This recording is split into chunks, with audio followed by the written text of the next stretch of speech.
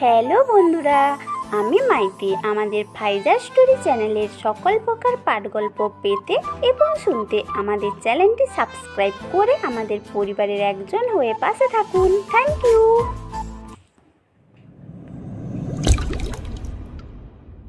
এক শিংওয়ালা মানুষ আকৃতির কোনো এক দানবের উপস্থিতি দেখতে পেয়ে হাজারখানিক মানুষ নিজের প্রাণ বাঁচানোর তাগিদে ছোটাছুটি করতে আরম্ভ করে। শুরুতে এই হাজারখানিক মানুষ মিলে একটা মাঠে একত্রিত হয়েছিল মানুষ প্রকৃতির দানবটার বিরুদ্ধে লড়াই করবে বলে, কিন্তু তার উপস্থিতি দেখতে পেয়ে সবার হাওয়া টাইট হয়ে গেছে।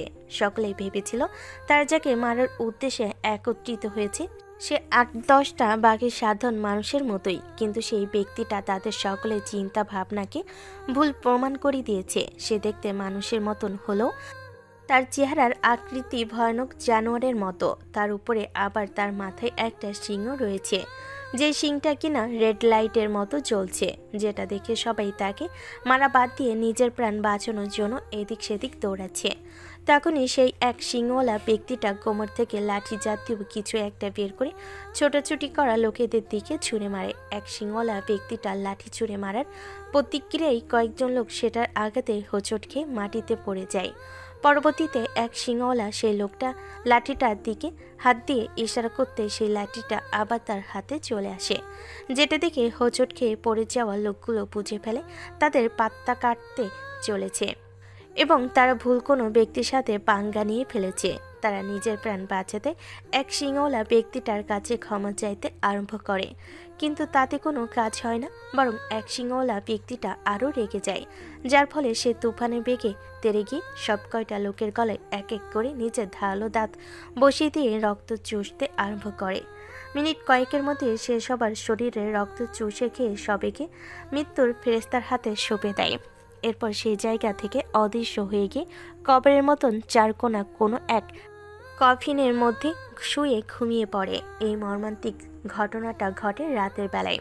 রাত পেরিয়ে সকাল হতেই সমস্ত টিভি চ্যানেলে এই বিষয়টা নিয়ে খবর টেলিকাস্ট হতে থাকে। এক শিংওয়ালা কোনো এক দানব কয়েকজন মানুষের শরীরের সমস্ত রক্ত চুষে খেয়ে তাদেরকে মেরে ফেলেছে।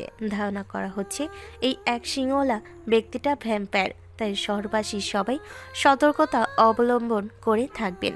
বিশেষ করে রাতের বেলায় কেউ কোনো কারণ ছাড়া একা ঘর থেকে বের হবেন না, না হয়তো আপনিও সেই এক শিংওয়ালা দানবের শিকার হবেন।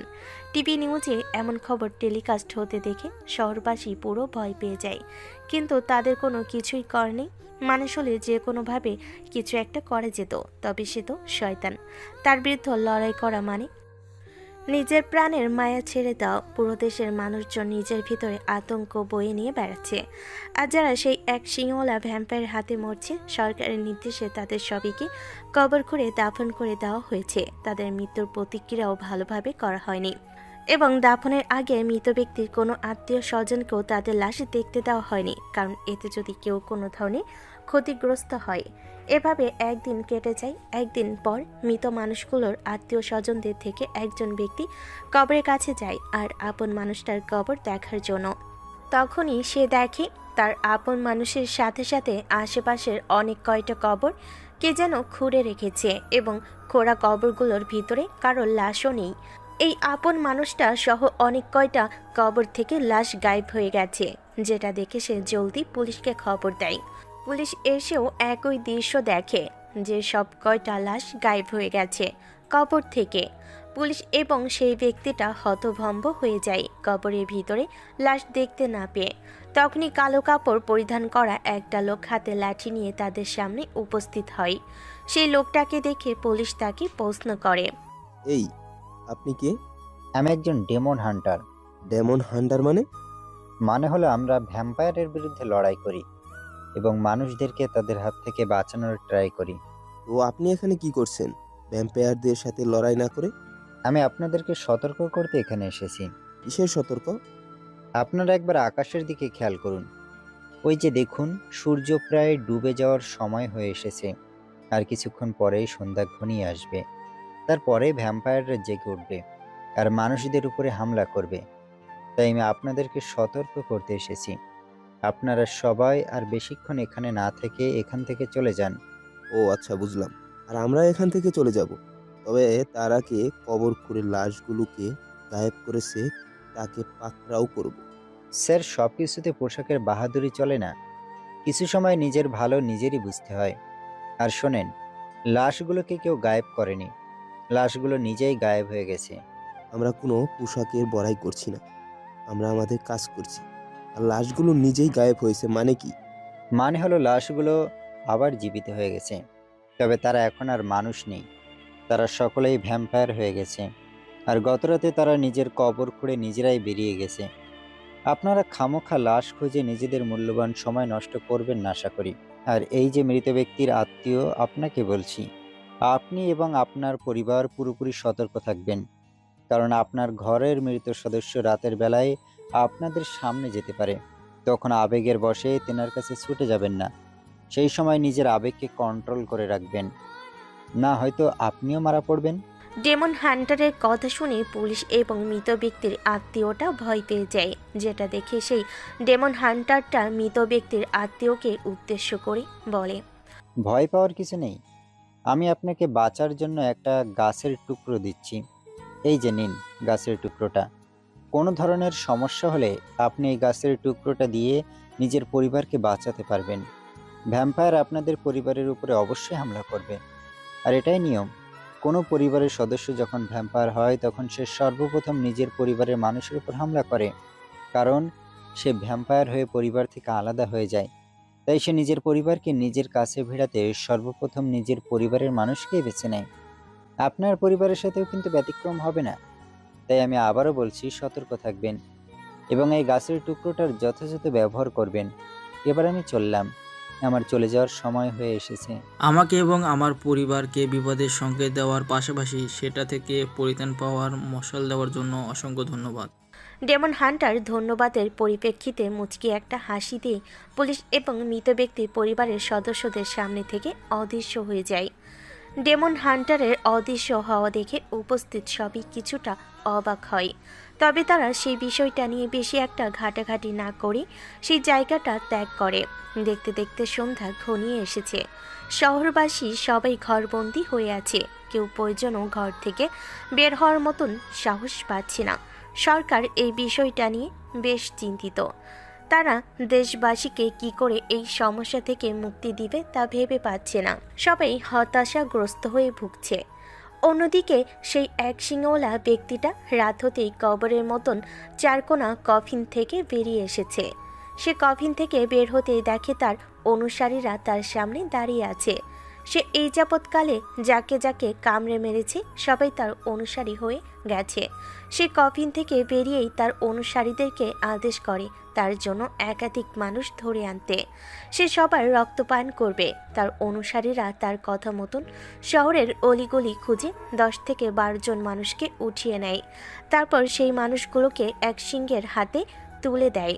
এক সিংহ বা এক সিংওয়ালা দানবটার হাতে মানুষগুলোকে তুলে দিতে সেই আগের বারের ন্যায় মুহূর্তের মধ্যে সব কয়জনের রক্ত চুষে খেয়ে নিয়ে তাদেরকে মেরে ফেলে। পরবর্তীতে তার অনুসারীদেরকে বলে, রোজ রাতে তোরা আমার জন্য মানুষ ধরে ধরে আনবি, আর নিজের চাহিদা মেটাতে আমার জন্য ধরে আনা মানুষদের থেকে তোরা একটা একটা নিজেরা খেয়ে নিবি।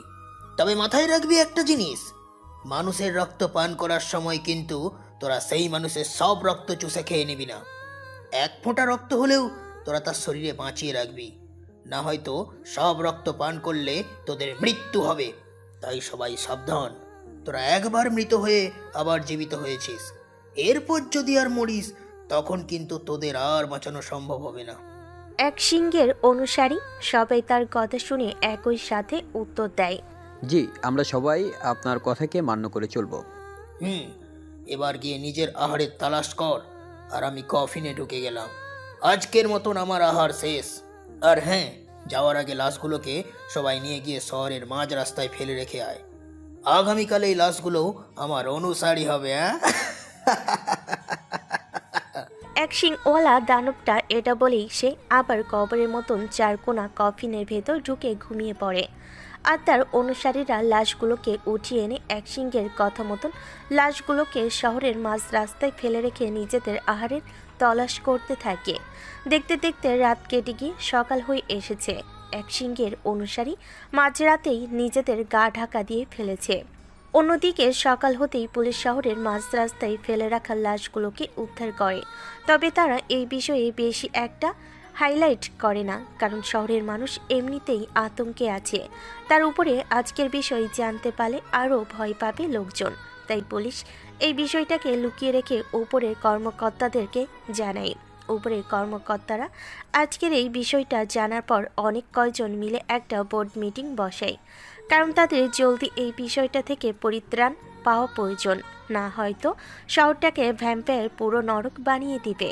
সবাই মিলে মিটিং করছে কিভাবে এই ঝামেলা থেকে মুক্তি পাওয়া যায়, কিন্তু কেউ কোনো উপায় খুঁজে বের করতে পারছে না।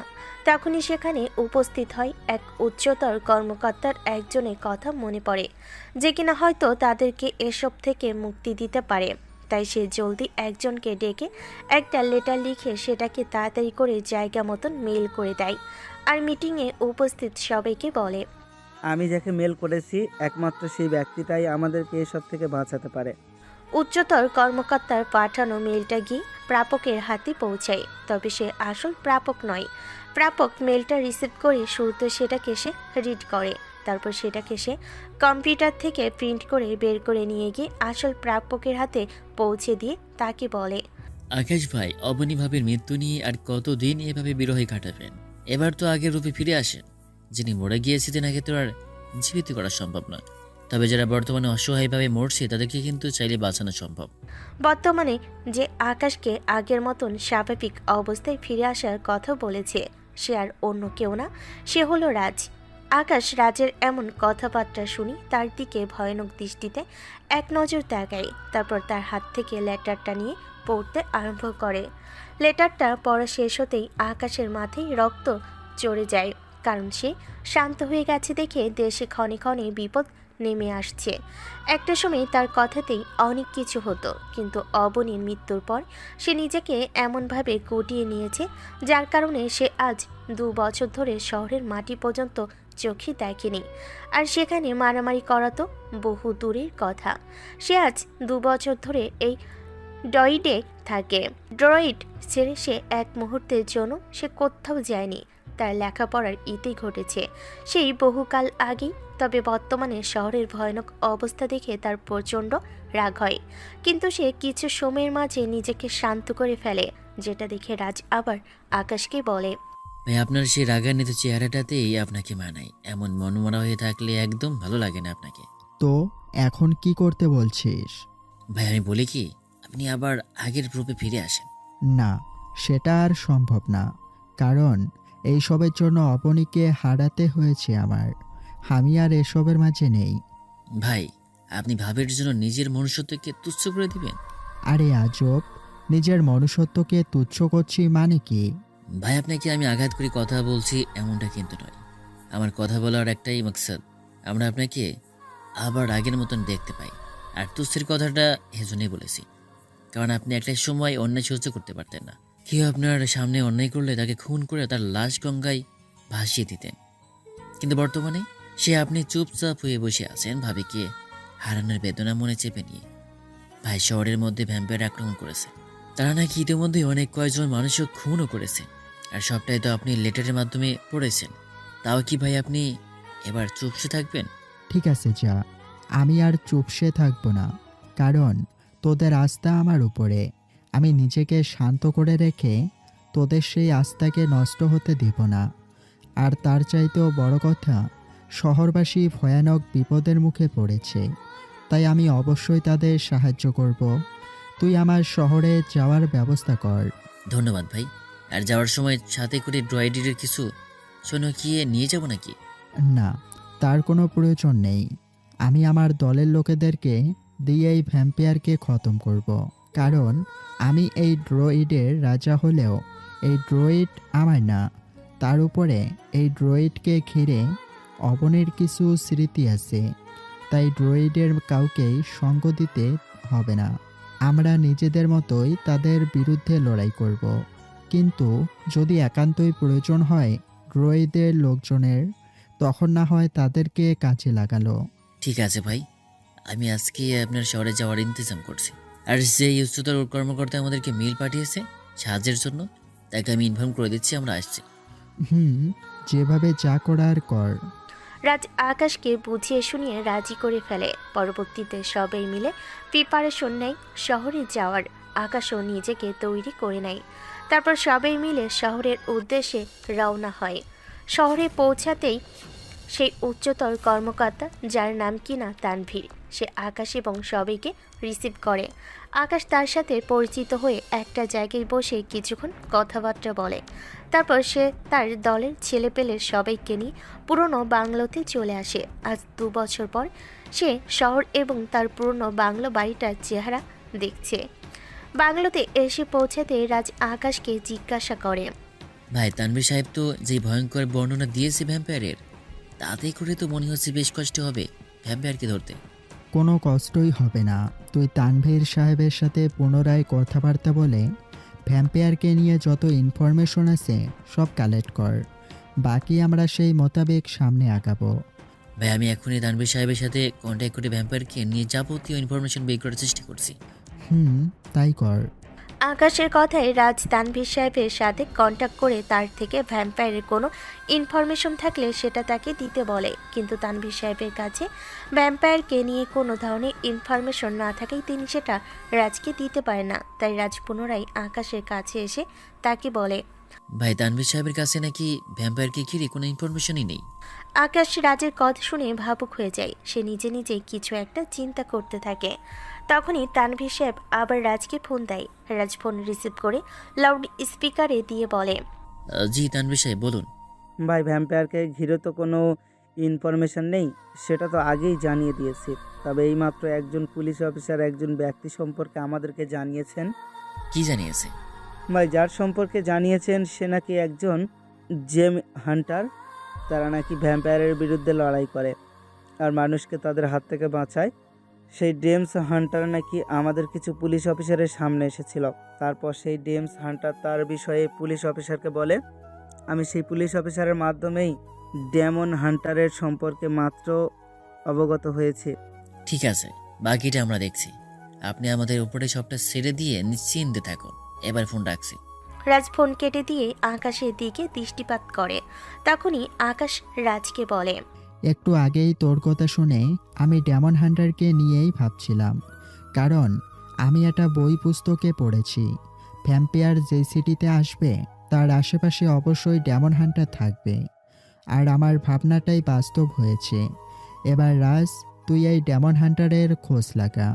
আমার সেই ডেমন হান্টারকে জলদি চাই, কারণ তাকে পেলেই অনেক কিছু জানতে পারবো আমরা ভ্যাম্পায়ার সম্পর্কে। ঠিক আছে ভাই, আমি ডেমন হান্টারে খোঁজ লাগাচ্ছি। রাজ ডেমন হান্টারের খোঁজ করতে কয়েকজন লোককে মোতায়েন করে দেয়। অপরদিকে ডেমন হান্টারও বুঝতে পারে তাকে একদল লোক তালাশ করছে। তাই সে সেই লোকগুলোর উল্টো খোঁজ নিয়ে নিজেই আকাশের বাংলোতে আসে তার সাথে দেখা করার জন্য। আকাশের বাংলোতে এসে সে আকাশের সাথে দেখা করে। আকাশ তার সাথে দেখা হওয়ার পরে শুরুতে তাকে ভ্যাম্পায়ার এবং ভ্যাম্পায়ার মাকসাদ সম্পর্কে জিজ্ঞাসা করে। সে আকাশের কথার উত্তরে বলে, ভাই, আমি ভ্যাম্পায়ার এবং তার আসল মাকসাদ সম্পর্কে কোনো কিছুই জানি না। আমাদের ডেমন হান্টার সম্প্রদায়ের একজন সোর্স খবর দিয়েছে ভ্যাম্পায়ার নাকি নিজের সম্প্রদায় গড়ার উদ্দেশ্যে শহরের দিকে এসেছে। তাই আমি শহরের মানুষকে বাঁচাতে ডেমন হান্টারের একটা টিম নিয়ে শহরে এসেছি। আর ভ্যাম্পায়ার যেই শহরেই যাক না কেন, তারা মানুষের উপর আক্রমণ করে তাদের জনবল আরও বৃদ্ধি করবে, এটা তাদের একটা রুটিন। এটা মুখ্য কোনো মাকসাদ নয়। তবে সত্যি বলতে এছাড়া ভ্যাম্পায়ার সম্পর্কে কোনো তথ্যই আমার কাছে নেই। ডেমন হান্টার একটা বললে কি করে হবে? ভ্যাম্পায়ার তো মানুষের অনেক ক্ষতি করছে, তাকে তো আটকানো উচিত। ভাই, জানবো কি করে? আমি 3 দিন আগে লুফিয়ানা শহর থেকে এই শহরে এসেছি। লুফিয়ানা শহরেও অনেক ভ্যাম্পায়ার ছিল। উপরওয়ালার দয়ায় আমরা বেশ কয়েকজন ভ্যাম্পায়ারকে মেরেছি। তবে কিছু ভ্যাম্পায়ার বাকি ছিল, তাই আমরা 2 ভাগে বিভক্ত হয়ে 2 শহরে ছড়িয়ে পড়েছি। আর এই শহরে যেই ভ্যাম্পায়ারের আবির্ভাব ঘটেছে তার আসল মাকসাদ সম্পর্কে জানতে হলে আমাকে আরো কয়েকদিন অনেক ভালো করে স্টাডি করতে হবে। তারপর তার মাকসাদ সম্পর্কে জানতে পারবো। এছাড়া তার মাকসাদ সম্পর্কে জানা দুষ্কর। না, এত বেশি সময় নেওয়া যাবে না, কারণ সেই ভ্যাম্পায়ার এর মধ্যেই আরও মানুষের উপরে হামলা করবে, যেটা কিনা আমি চাচ্ছি না। তাই আপনি একদিনের ভিতরে তার আসল মাকসাদ কি সেটা খুঁজে বের করেন। ভাই, জলদি করতে গেলে আমরা নিজেরাই মারা পড়ব। তাছাড়া বর্তমানে যে ভ্যাম্পায়ার আপনাদের শহরের লোকজনের ক্ষতি করছে সে কোনো সাধারণ ভ্যাম্পায়ার না। সে ভ্যাম্পায়ার সম্প্রদায়ের অনেক বড় মাপের একজন।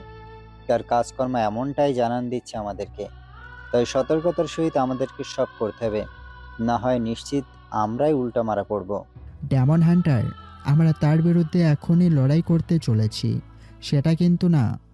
আমরা শুধু এখন তার মাকসাদ সম্পর্কেই অবগত হতে চাচ্ছি, কারণ তার মাকসাদ সম্পর্কে জানতে পারলে মানুষজনকে তার হাত থেকে বাঁচানো যাবে, না হয় সে মানুষকে মেরেই যাবে।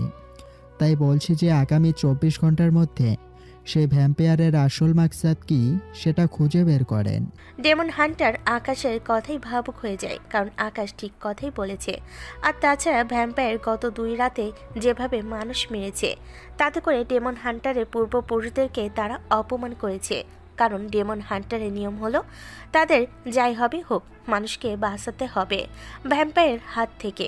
সেখানে তারা ভ্যাম্পায়ারের আসল মাকসাদ বা দুর্বলতা সম্পর্কে জানতে জানতে অনেক লম্বা সময় কাটিয়ে দিচ্ছে।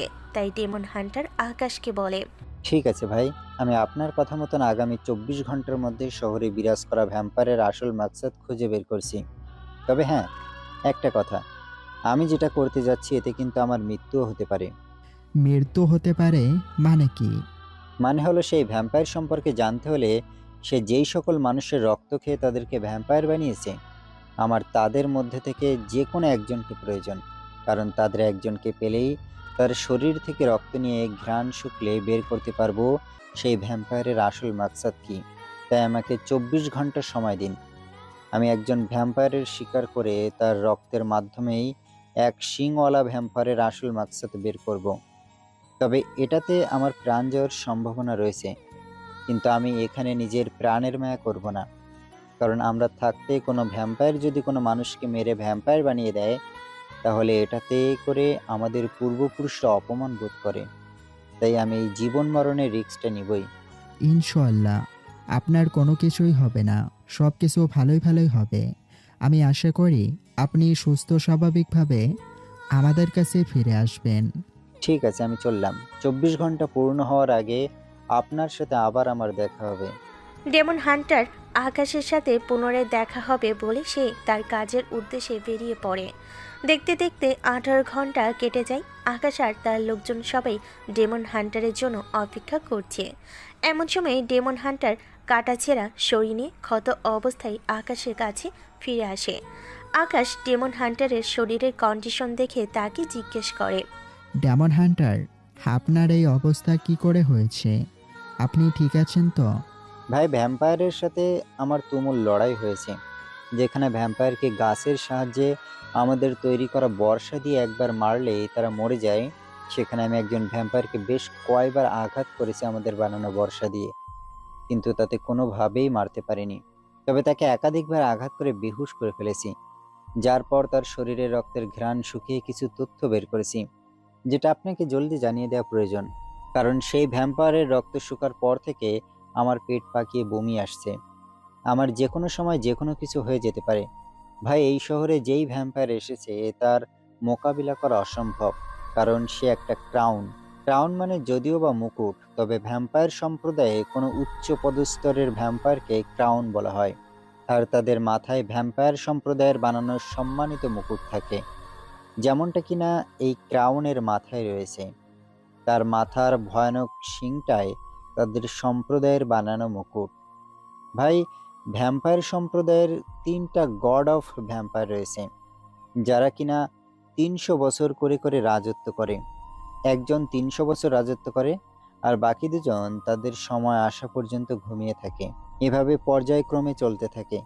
আর এই ক্রাউন হচ্ছে সেই গড অফ ভ্যাম্পায়ারের খুব কাছের একজন কেউ। যার কারণে ক্রাউনের অনুসারীর রক্ত শুকেও তার বিষয়ে তেমন কিছু বের করতে পারিনি।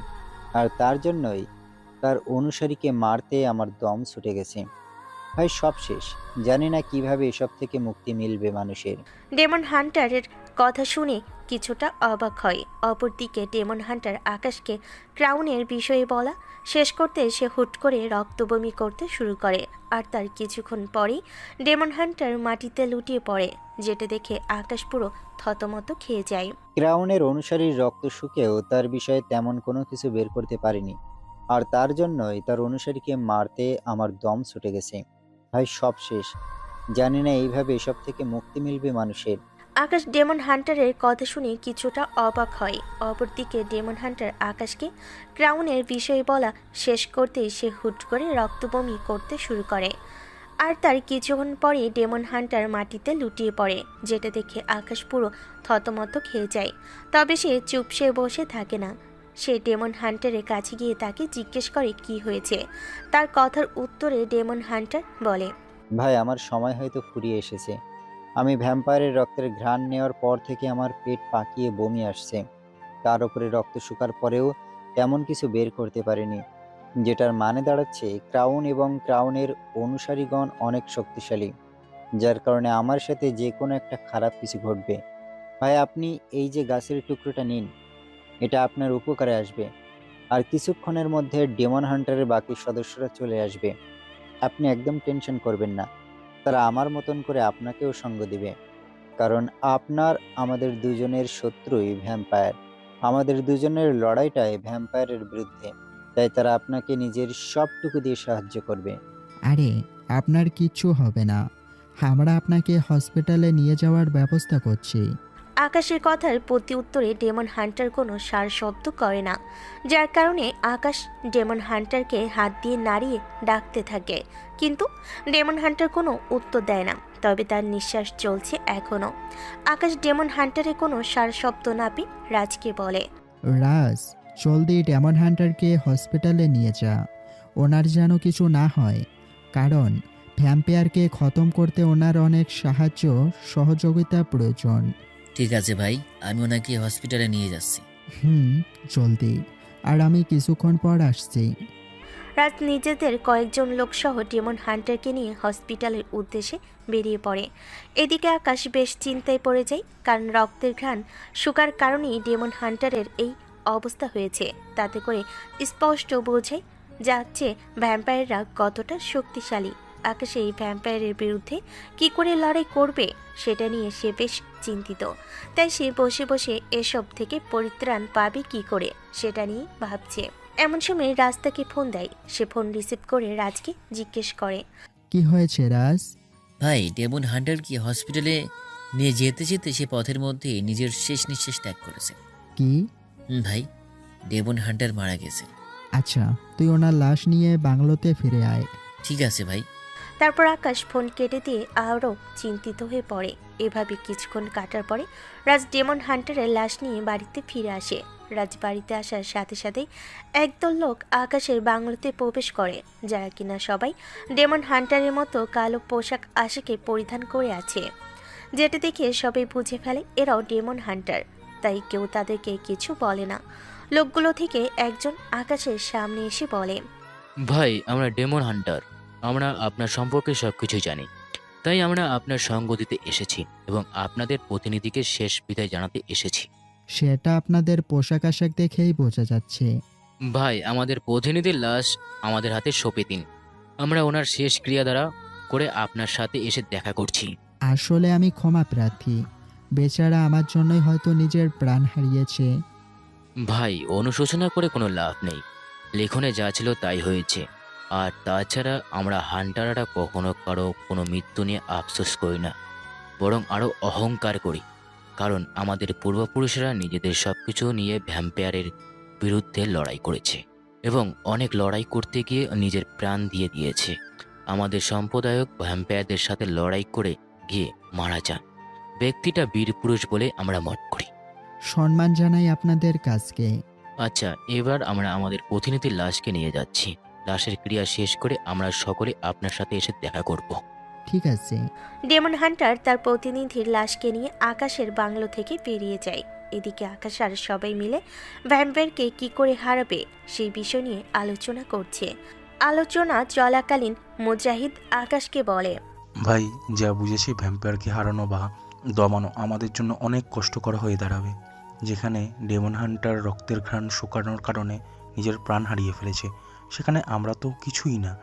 তাই আমার মতে ড্রয়েড থেকে সোলজার আনা উচিত।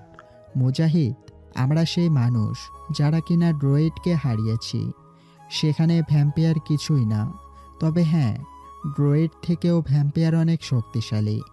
তবে আমাদের এতটা খারাপ সময়ও আসেনি যে আমাদেরকে ড্রয়েড থেকে সোলজার আনতে হবে।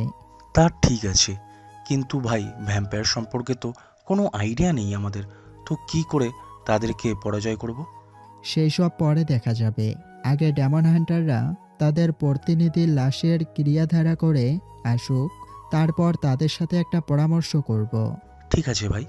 আকাশরা ভ্যাম্পায়ারের বিষয়টা আপাতত এক সাইডে রেখে ডেমন হান্টারদের জন্য অপেক্ষা করতে থাকে। বেশ কয়েক ঘন্টা যাওয়ার পর ডেমন হান্টাররা লাশের ক্রিয়াধারা শেষ করে আকাশের সাথে কথা বলার জন্য ফিরে আসে। ডেমন হান্টাররা আসতেই আকাশ আলোচনা বসে তাদেরকে নিয়ে। আলোচনা শুরুতেই আকাশ ডেমন হান্টারদেরকে বলে, আচ্ছা, এখন কি করে ভ্যাম্পায়ারকে শেষ করা যায় সেটা বলুন। আপনাদের এক্স্যাক্টলি প্ল্যান কি? আকাশের কথার প্রতি উত্তরে রাফায়েত নামক একজন ডেমন হান্টার আকাশকে বলে ওঠে, ভাই, আমাদের কাছে আপাতত এক্স্যাক্টলি কোনো প্ল্যান নেই। তার উপরে ভ্যাম্পায়ারকে শেষ করা তো দূরের কথা, তার একটা পশম বাঁকা করতে পারবো কি না সেটা নিয়ে আমাদের সন্দেহ আছে। কারণ আমরা আমাদের লাইফে এত ভ্যাম্পায়ার মেরেছি যার লিস্ট করে শেষ করা যাবে না। তবে বর্তমানে যে ভ্যাম্পায়ার আপনাদের শহরে এসেছে তার শক্তির প্রদর্শন দেখে আমাদের আস্থা উঠে গেছে। তার উপরে আমাদের গাছের টুকরো দিয়েও কোনো কাজ হচ্ছে না, যেখানে এই গাছের টুকরো ব্যবহার করে আমরা হাজার হাজার ভ্যাম্পায়ারকে শেষ করেছি। এছাড়া তার অনুসারীর রক্তের ঘ্রাণ শুকার কারণে আমাদের প্রতিনিধি শেষ। সেখানে ক্রাউনে মুখোমুখি হলে আমাদের অস্তিত্ব তো খুঁজে পাওয়া যাবে না। তাই বলে কি আমরা হাত পা গুটিয়ে বসে থাকব? না ভাই, তা করবো না। তবে আমাদের অন্য কিছু ভাবতে হবে। সেই অন্য কিছুটা কি? ভাই, প্রথমে আমাদেরকে তাদের দুর্বলতা সম্পর্কে জানতে হবে, তারপর আমরা তাদের সেই দুর্বলতায় আঘাত করব। আমার কাছে একটা প্ল্যান আছে, সেটা দিয়ে হয়তো কিছু একটা করা যেতে পারে। কি প্ল্যান? ভাই, তারা দিনের আলোকে খুব ভয় পায়। তাদের শরীরে দিনের আলো পড়লেই শরীর ঝলসাতে শুরু করে। তাই আমাদেরকে যা করার দিনের বেলায় করতে হবে। আর তাদের মোকাবেলা করার জন্য কোনো একটা স্পেশাল অস্ত্র তৈরি করতে হবে, কারণ আমাদের গাছের অস্ত্র এখন কাজে আসছে না। ডেমন হান্টার, দেখুন, তারা নিজেরাও জানে যে দিনের আলোয় তাদের জন্য ঝলসানো আগুনের মতো। তাই তারা কখনোই দিনের বেলায় বের হবে না। আর আমরা হাজার চেষ্টা করলেও হয়তো তাদেরকে দিনের বেলায় বাইরে আনতে পারবো না। তবে হ্যাঁ, দিন হোক বা রাত, সব অবস্থাতেই তাদের মোকাবেলা করার জন্য এক ধরনের অস্ত্র আমি তৈরি করতে পারবো। কেমন অস্ত্র ভাই? আল্ট্রা ভায়োলেট কিরণের কারণে কোনো ভ্যাম্পায়ার সূর্যের আলোয় যেতে পারে না। আমরা এমনি এক আল্ট্রা ভায়োলেট কিরণের সাহায্যে এক ধরনের অস্ত্র তৈরি করব, যেই অস্ত্রের বুলেটের মধ্যে সূর্যের চাইতেও অনেক বেশি কিরণ হবে। মানে হলো, বুলেটের বদলে আল্ট্রা ভায়োলেট কিরণের এক জাতীয় সিরাম থাকবে অস্ত্রের ভিতরে। সেই অস্ত্র দিয়ে কোনো ভ্যাম্পায়ারকে মারলে তারা ঝলসে যাবে, যেমনটা তাদের সাথে দিনের আলোয় বের হলে হয়। ভাই, বেশ ভালো বুদ্ধি, কিন্তু আপনারা এই আল্ট্রা ভায়োলেট কিরণ পাবেন কোথায়? সে আপনাদের ভাবতে হবে না, সেটা আমি দেখে নিচ্ছি। এই মুজাহিদ, তুই জলদি ড্রয়েডে যা। ড্রয়েডে যাওয়ার পর গোলাকার বৃত্তের ন্যায় যেই আলোক রশ্মিটা আছে, যেটা কিন্তু আমার চারপাশে সব সময় ঘুরঘুর করে, তোরা সেই বৃত্তের ন্যায় গোলাকার আলোক রশ্মির সাহায্যে ড্রয়েডের সায়েন্টিস্টদেরকে দিয়ে সিরাম তৈরি কর। তারপর সেটা দিয়ে আমরা ভ্যাম্পায়ারদের বিরুদ্ধে লড়াই করব। ঠিক আছে ভাই, আমি এক্ষুনি যাচ্ছি। মুজাহিদ আকাশের কথা মতন কয়েকজনকে সাথে নিয়ে ডয়েডের উদ্দেশ্যে রওনা হয়। এদিকে আকাশের মাথায় নতুন একটা প্রশ্ন এসে হানা দেয়। অবশ্য এটা সে আগেই জেনেছে, কিন্তু এই বিষয়ে সে কাউকে কোনো প্রশ্ন করেনি। তবে এবার সেটা সে ডেমন হান্টারদেরকে জিজ্ঞাসা করে। আচ্ছা, আমি গোপন সূত্রে জেনেছিলাম হাজারখানেক মানুষ নাকি এক সিংহের বিরুদ্ধে লড়াই করার জন্যই একটা ময়দানে একত্রিত হয়েছিল। তো আমার প্রশ্ন হচ্ছে, শহরের মানুষজন তো আগে থেকেই ভ্যাম্পায়ার সম্পর্কে জানতো, যার কারণে তারা একজোট হয়ে ভ্যাম্পায়ারের বিরুদ্ধে লড়াই করতে গিয়েছিল। তাহলে টিভি নিউজ কেন ভ্যাম্পায়ার সম্পর্কে এত পরে সংবাদ প্রচার করেছে? ভাই, কেউ জানতো না ভ্যাম্পায়ার সম্পর্কে। আর যারা ভ্যাম্পায়ারের সাথে লড়াই করতে গিয়েছিল তারা কোনো মানুষ না, তারা হচ্ছে ভিন্ন এক প্রজাতি, যাদের নাম হচ্ছে জম্বুক। তবে তারা দেখতে মানুষের মতোই, কিন্তু তাদের কাছে স্পেশাল একটা শক্তি রয়েছে। তারা চাইলে নিজের রূপ পরিবর্তন করে বিশাল আকৃতির শেলের রূপ ধারণ করতে পারে। ভ্যাম্পায়াররা সেই জম্বুকদেরও শত্রু। এছাড়া জম্বুকরা যে ভালো সেটাও কিন্তু নয়। জম্বুকেরও একটা লিডার আছে ক্রাউনের মতন, সে যাকে কামড় দেয় সেই চুম্বক হয়ে যায়। মোক্ষম কথা হচ্ছে, সেদিন যারা লড়তে গিয়েছিল তারা তাদের সম্পর্কে কেউ জানে না, কারণ তারা জম্বুক হলেও মানুষের সাথে চলাফেরা করে। কিন্তু যেদিন তারা লড়াই করতে গিয়ে ভ্যাম্পায়ারের হাতে শিকার হয়েছে, সেদিন এই দেশবাসী ভ্যাম্পায়ার সম্পর্কে জানতে পেরেছে। তবে দেশবাসী জম্বুকদের ব্যাপারে এখনও কোনো কিছুই জানে না। তারা শুধু জানে কোনো একটা জায়গায় অনেক মানুষজনের সমাগম ছিল, যে সমাগমের মধ্যে হুট করে ভ্যাম্পায়াররা এসে হামলা করেছে। তার মানে হচ্ছে ভ্যাম্পায়াররা একটা সম্প্রদায় আর জম্বুক একটা সম্প্রদায়। এই দুই সম্প্রদায়ের মাঝে সবসময় লড়াই চলতেই থাকে। তবে এই দুই সম্প্রদায়ের লোকেরাই মানুষদেরকে উপরে প্রাণ নেওয়া হামলা করে।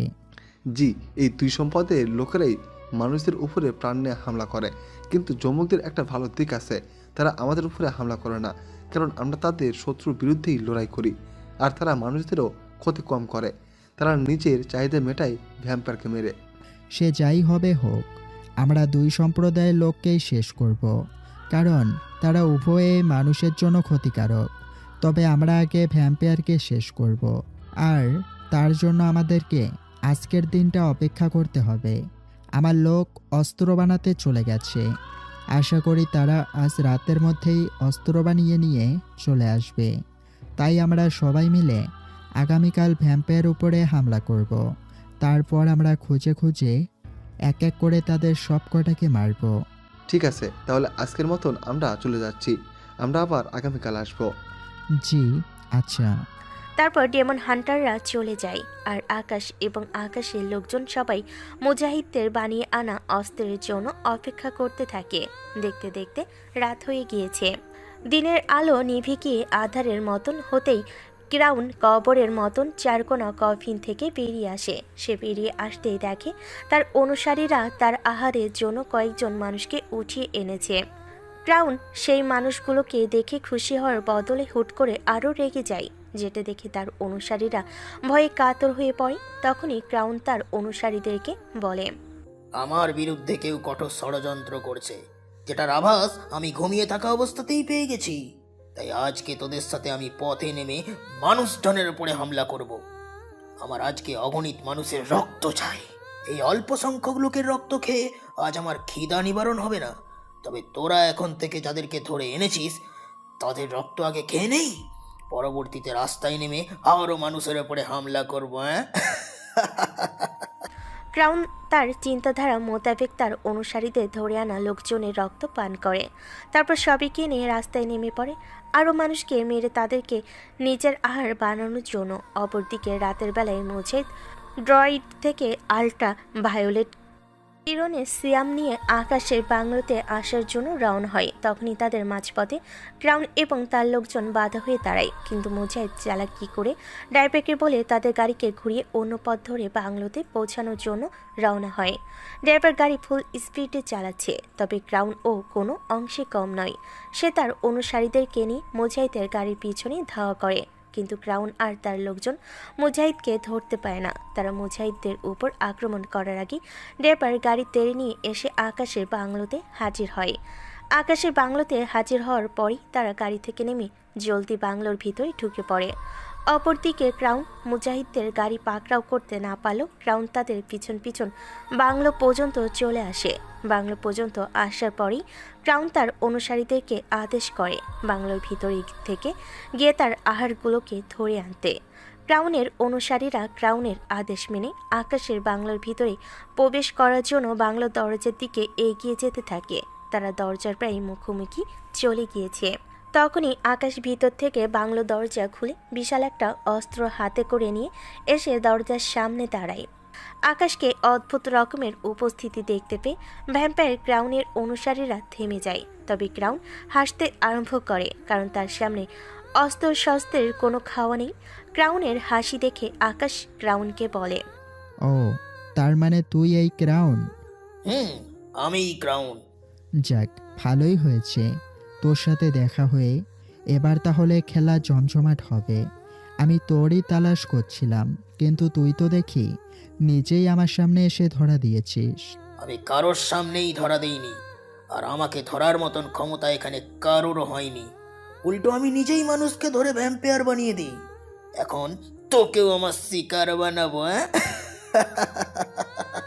ক্রাউন, বাকি 8-10টা মানুষের মতো আমাকে সাধারণভাবে নিলে ভুল করবি। ক্রাউন কখনো ভুল করে না। ক্রাউন যা করে সব ঠিক। এই, তোরা বেটাকে ধরে আমার সামনে নিয়ে আয়। ও রক্ত পান করার তীব্রতর আকাঙ্ক্ষা জেগেছে আমার মাঝে।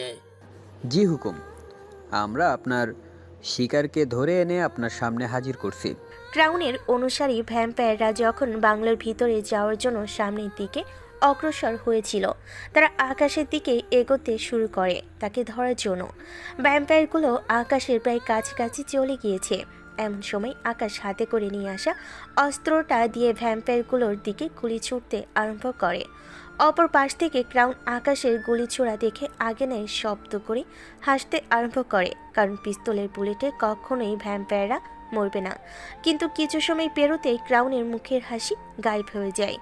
আকাশের গুলির বুলেট ক্রাউনের তৈরি করা ভ্যাম্পায়ারকে জ্বালিয়ে পুড়িয়ে ছাই বানিয়ে দেয়। সেসব দেখে ক্রাউনের মুখ থেকে হাসি রেখা গায়েব হওয়ার পাশাপাশি তার চেহারায় চিন্তার ছাপ ফুটে ওঠে। ক্রাউনের চিন্তিত চেহারা দেখে এবার আকাশ হাসতে হাসতে ক্রাউনকে বলে, কি জনাব, হুশ নিজের জায়গা মতো এসেছে নাকি আরও কিছু শক্ট খাওয়াবো? আকাশের কথার প্রত্যুত্তরে ক্রাউন রাগান্বিত কণ্ঠে বলে ওঠে, তুই কিভাবে এমনটা করেছিস? আমার তৈরি করা ভ্যাম্পায়ারকে তো গুলি করে মারা অসম্ভব, সেখানে তুই তাদেরকে জ্বালিয়ে ছাই বানিয়ে দিয়েছিস। কি করে সম্ভব এটা? শোন, আমরা মানুষ, আমাদের কাছে অসম্ভব বলতে কিছুই নেই। আর সবে তো মাত্র শুরু। মাত্র তোর অনুসারী 2-4টাকেই শেষ করেছি, এখনো তো তোকে মারা বাকি আছে। আমরা 2-4টা অনুসারীকে মেরে নিজেকে মহৎ ভাবিস না। নিজেকে এখনো মহৎ ভাবছি না, তবে তোকে শেষ করতে পারলে অবশ্যই নিজেকে মহৎ ভাবব। তোর এই স্বপ্ন কখনোই পূরণ হবে না। আমরা এখন চললাম, তবে তবে খুব জলদি তোর সাথে আমার আবার দেখা হবে। তখন তোর শরীরে রক্ত তৃপ্তি সহকারে আমি পান করব, এটা মনে রাখিস। আরে কোথায় যাচ্ছিস? সাহস থাকলে আমার সাথে লড়াই করে আমায় পরাজয় কর, তারপর না হয় আমার শরীরে রক্ত পান করার কথা ভাবিস। ক্রাউন আর কোনো কথা না বলে তার অনুসারীদেরকে নিয়ে আকাশের সামনে থেকে গায়েব হয়ে যায়। আকাশ ক্রাউনের এমন আচরণ দেখে হাসতে হাসতে বাংলোর ভিতরে এসে মুজাহিদকে বলে, যাক মুজাহিদ, বুদ্ধিমানের একটা কাজ করেছিস তুই। আসার সময় বুদ্ধি করে ড্রয়েড থেকে আল্ট্রা ভায়োলেট কিরণের সিরাম দ্বারা একটা অস্ত্রে বানিয়ে নিয়ে এসেছিস। ভাই, আমি চাইলে এই অস্ত্র দিয়ে আসার সময় তাদের মোকাবিলা করতে পারতাম, কিন্তু পরে ভাবলাম তাদেরকে আমাদের বাংলোর সামনে নিয়ে আসি। ভালো করেছিস। আর অস্ত্রটা একদম পারফেক্ট হয়েছে। এখন থেকে ভ্যাম্পায়ারকে ভয় পাওয়ার মতো কিছুই নেই, কারণ তাদের মোকাবেলা করার মতো অস্ত্র আমরা বানিয়ে নিয়েছি। এখান থেকে ভ্যাম্পায়ারদের কাম ডাউন শুরু। এতদিন মানুষ ভ্যাম্পায়ারদেরকে ভয় পেয়ে আতঙ্কে ছিল, এখন ভ্যাম্পায়াররা আমাদেরকে দেখে আতঙ্কে থাকবে। আর আগামীকাল থেকে আমরা সবাই রাতের বেলায় খোলা রাস্তার ঘুরে বেড়াবো এবং সাথে ভ্যাম্পায়ারের তালাশ করব। তারপর দেখব কিভাবে ভ্যাম্পায়াররা মানুষের উপরে আক্রমণ করে। জি ভাই, একদম ঠিক কাজ হবে এটা। কারণ শহরের মানুষজন অনেক ভয়ে আছে। সবার ভিতর থেকে আমাদের এই ভয়টাকে দূর করতে হবে। আচ্ছা মুজাহিদ, শোন, এবার তোরা সবাই মিলে অস্ত্রের ভিতরে বুলেটের জায়গায় আল্ট্রাভায়োলেট কিরণের তৈরি সিরামগুলো লোড করে নে। আর কিছু অস্ত্র প্রয়োজনের বাহিরেও এক্সট্রা করে তৈরি করে রাখিস, কারণ কখন অতিরিক্ত প্রয়োজন পড়ে বলা যাচ্ছে না। ঠিক আছে ভাই। আমি রুমে গেলাম। আকাশ সবাইকে গুলির ভিতরে বুলেটের বদলে সিরামগুলো লোড করতে বলে সে নিজের রুমে চলে আসে। আকাশের কথা মতন মুজাহিদ লোকজনকে নিয়ে অস্ত্রের মধ্যে আল্ট্রাভায়োলেট কিরণের তৈরি সিরামগুলো লোড করতে থাকে। আকাশ এবং তার সঙ্গীর সাথে সবাই প্রস্তুত ভ্যাম্পায়ারকে মারার জন্য। সবাই বেশ খুশি ভ্যাম্পায়ারের বিরুদ্ধে লড়াই করার জন্য অস্ত্র সামগ্রী বানিয়ে। মুজাহিদ অস্ত্র বানানোর পাশাপাশি সবাইকে হালকা পাতলা সেলিব্রেশন করছে। অপরদিকে ক্রাউন পুরোপুরি উন্মাদ হয়ে গেছে। সে আকাশের কাছে সাময়িক পরাজয় হয়ে ভয়ানক পাগলামো শুরু করেছে। ক্রাউনের বিকৃত মস্তিষ্ক আরও বিগড়ে গেছে আকাশের কাছে সাময়িক পরাজয় হয়ে। তাই সে নিজের রাগকে কন্ট্রোল করতে না পেরে নিজের অনুসারীদের এই প্রাণ নিতে আরম্ভ করে।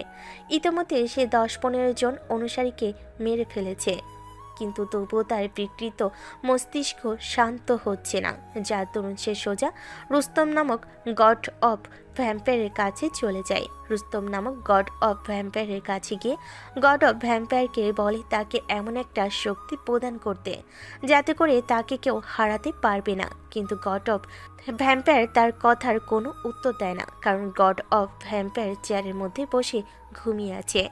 গড অফ ভ্যাম্পায়ারকে কিছু বলতে বা তার থেকে কিছু চাইতে হলে তাকে আগে ঘুম থেকে জাগানো প্রয়োজন। এছাড়া তাকে হাজার ডাকলেও সে ঘুম থেকে জাগবে না। তাকে জাগাতে হলে যে কারোর শরীরের এক বাটি রক্ত পান করাতে হবে, তাহলেই সে ঘুম থেকে জাগবে।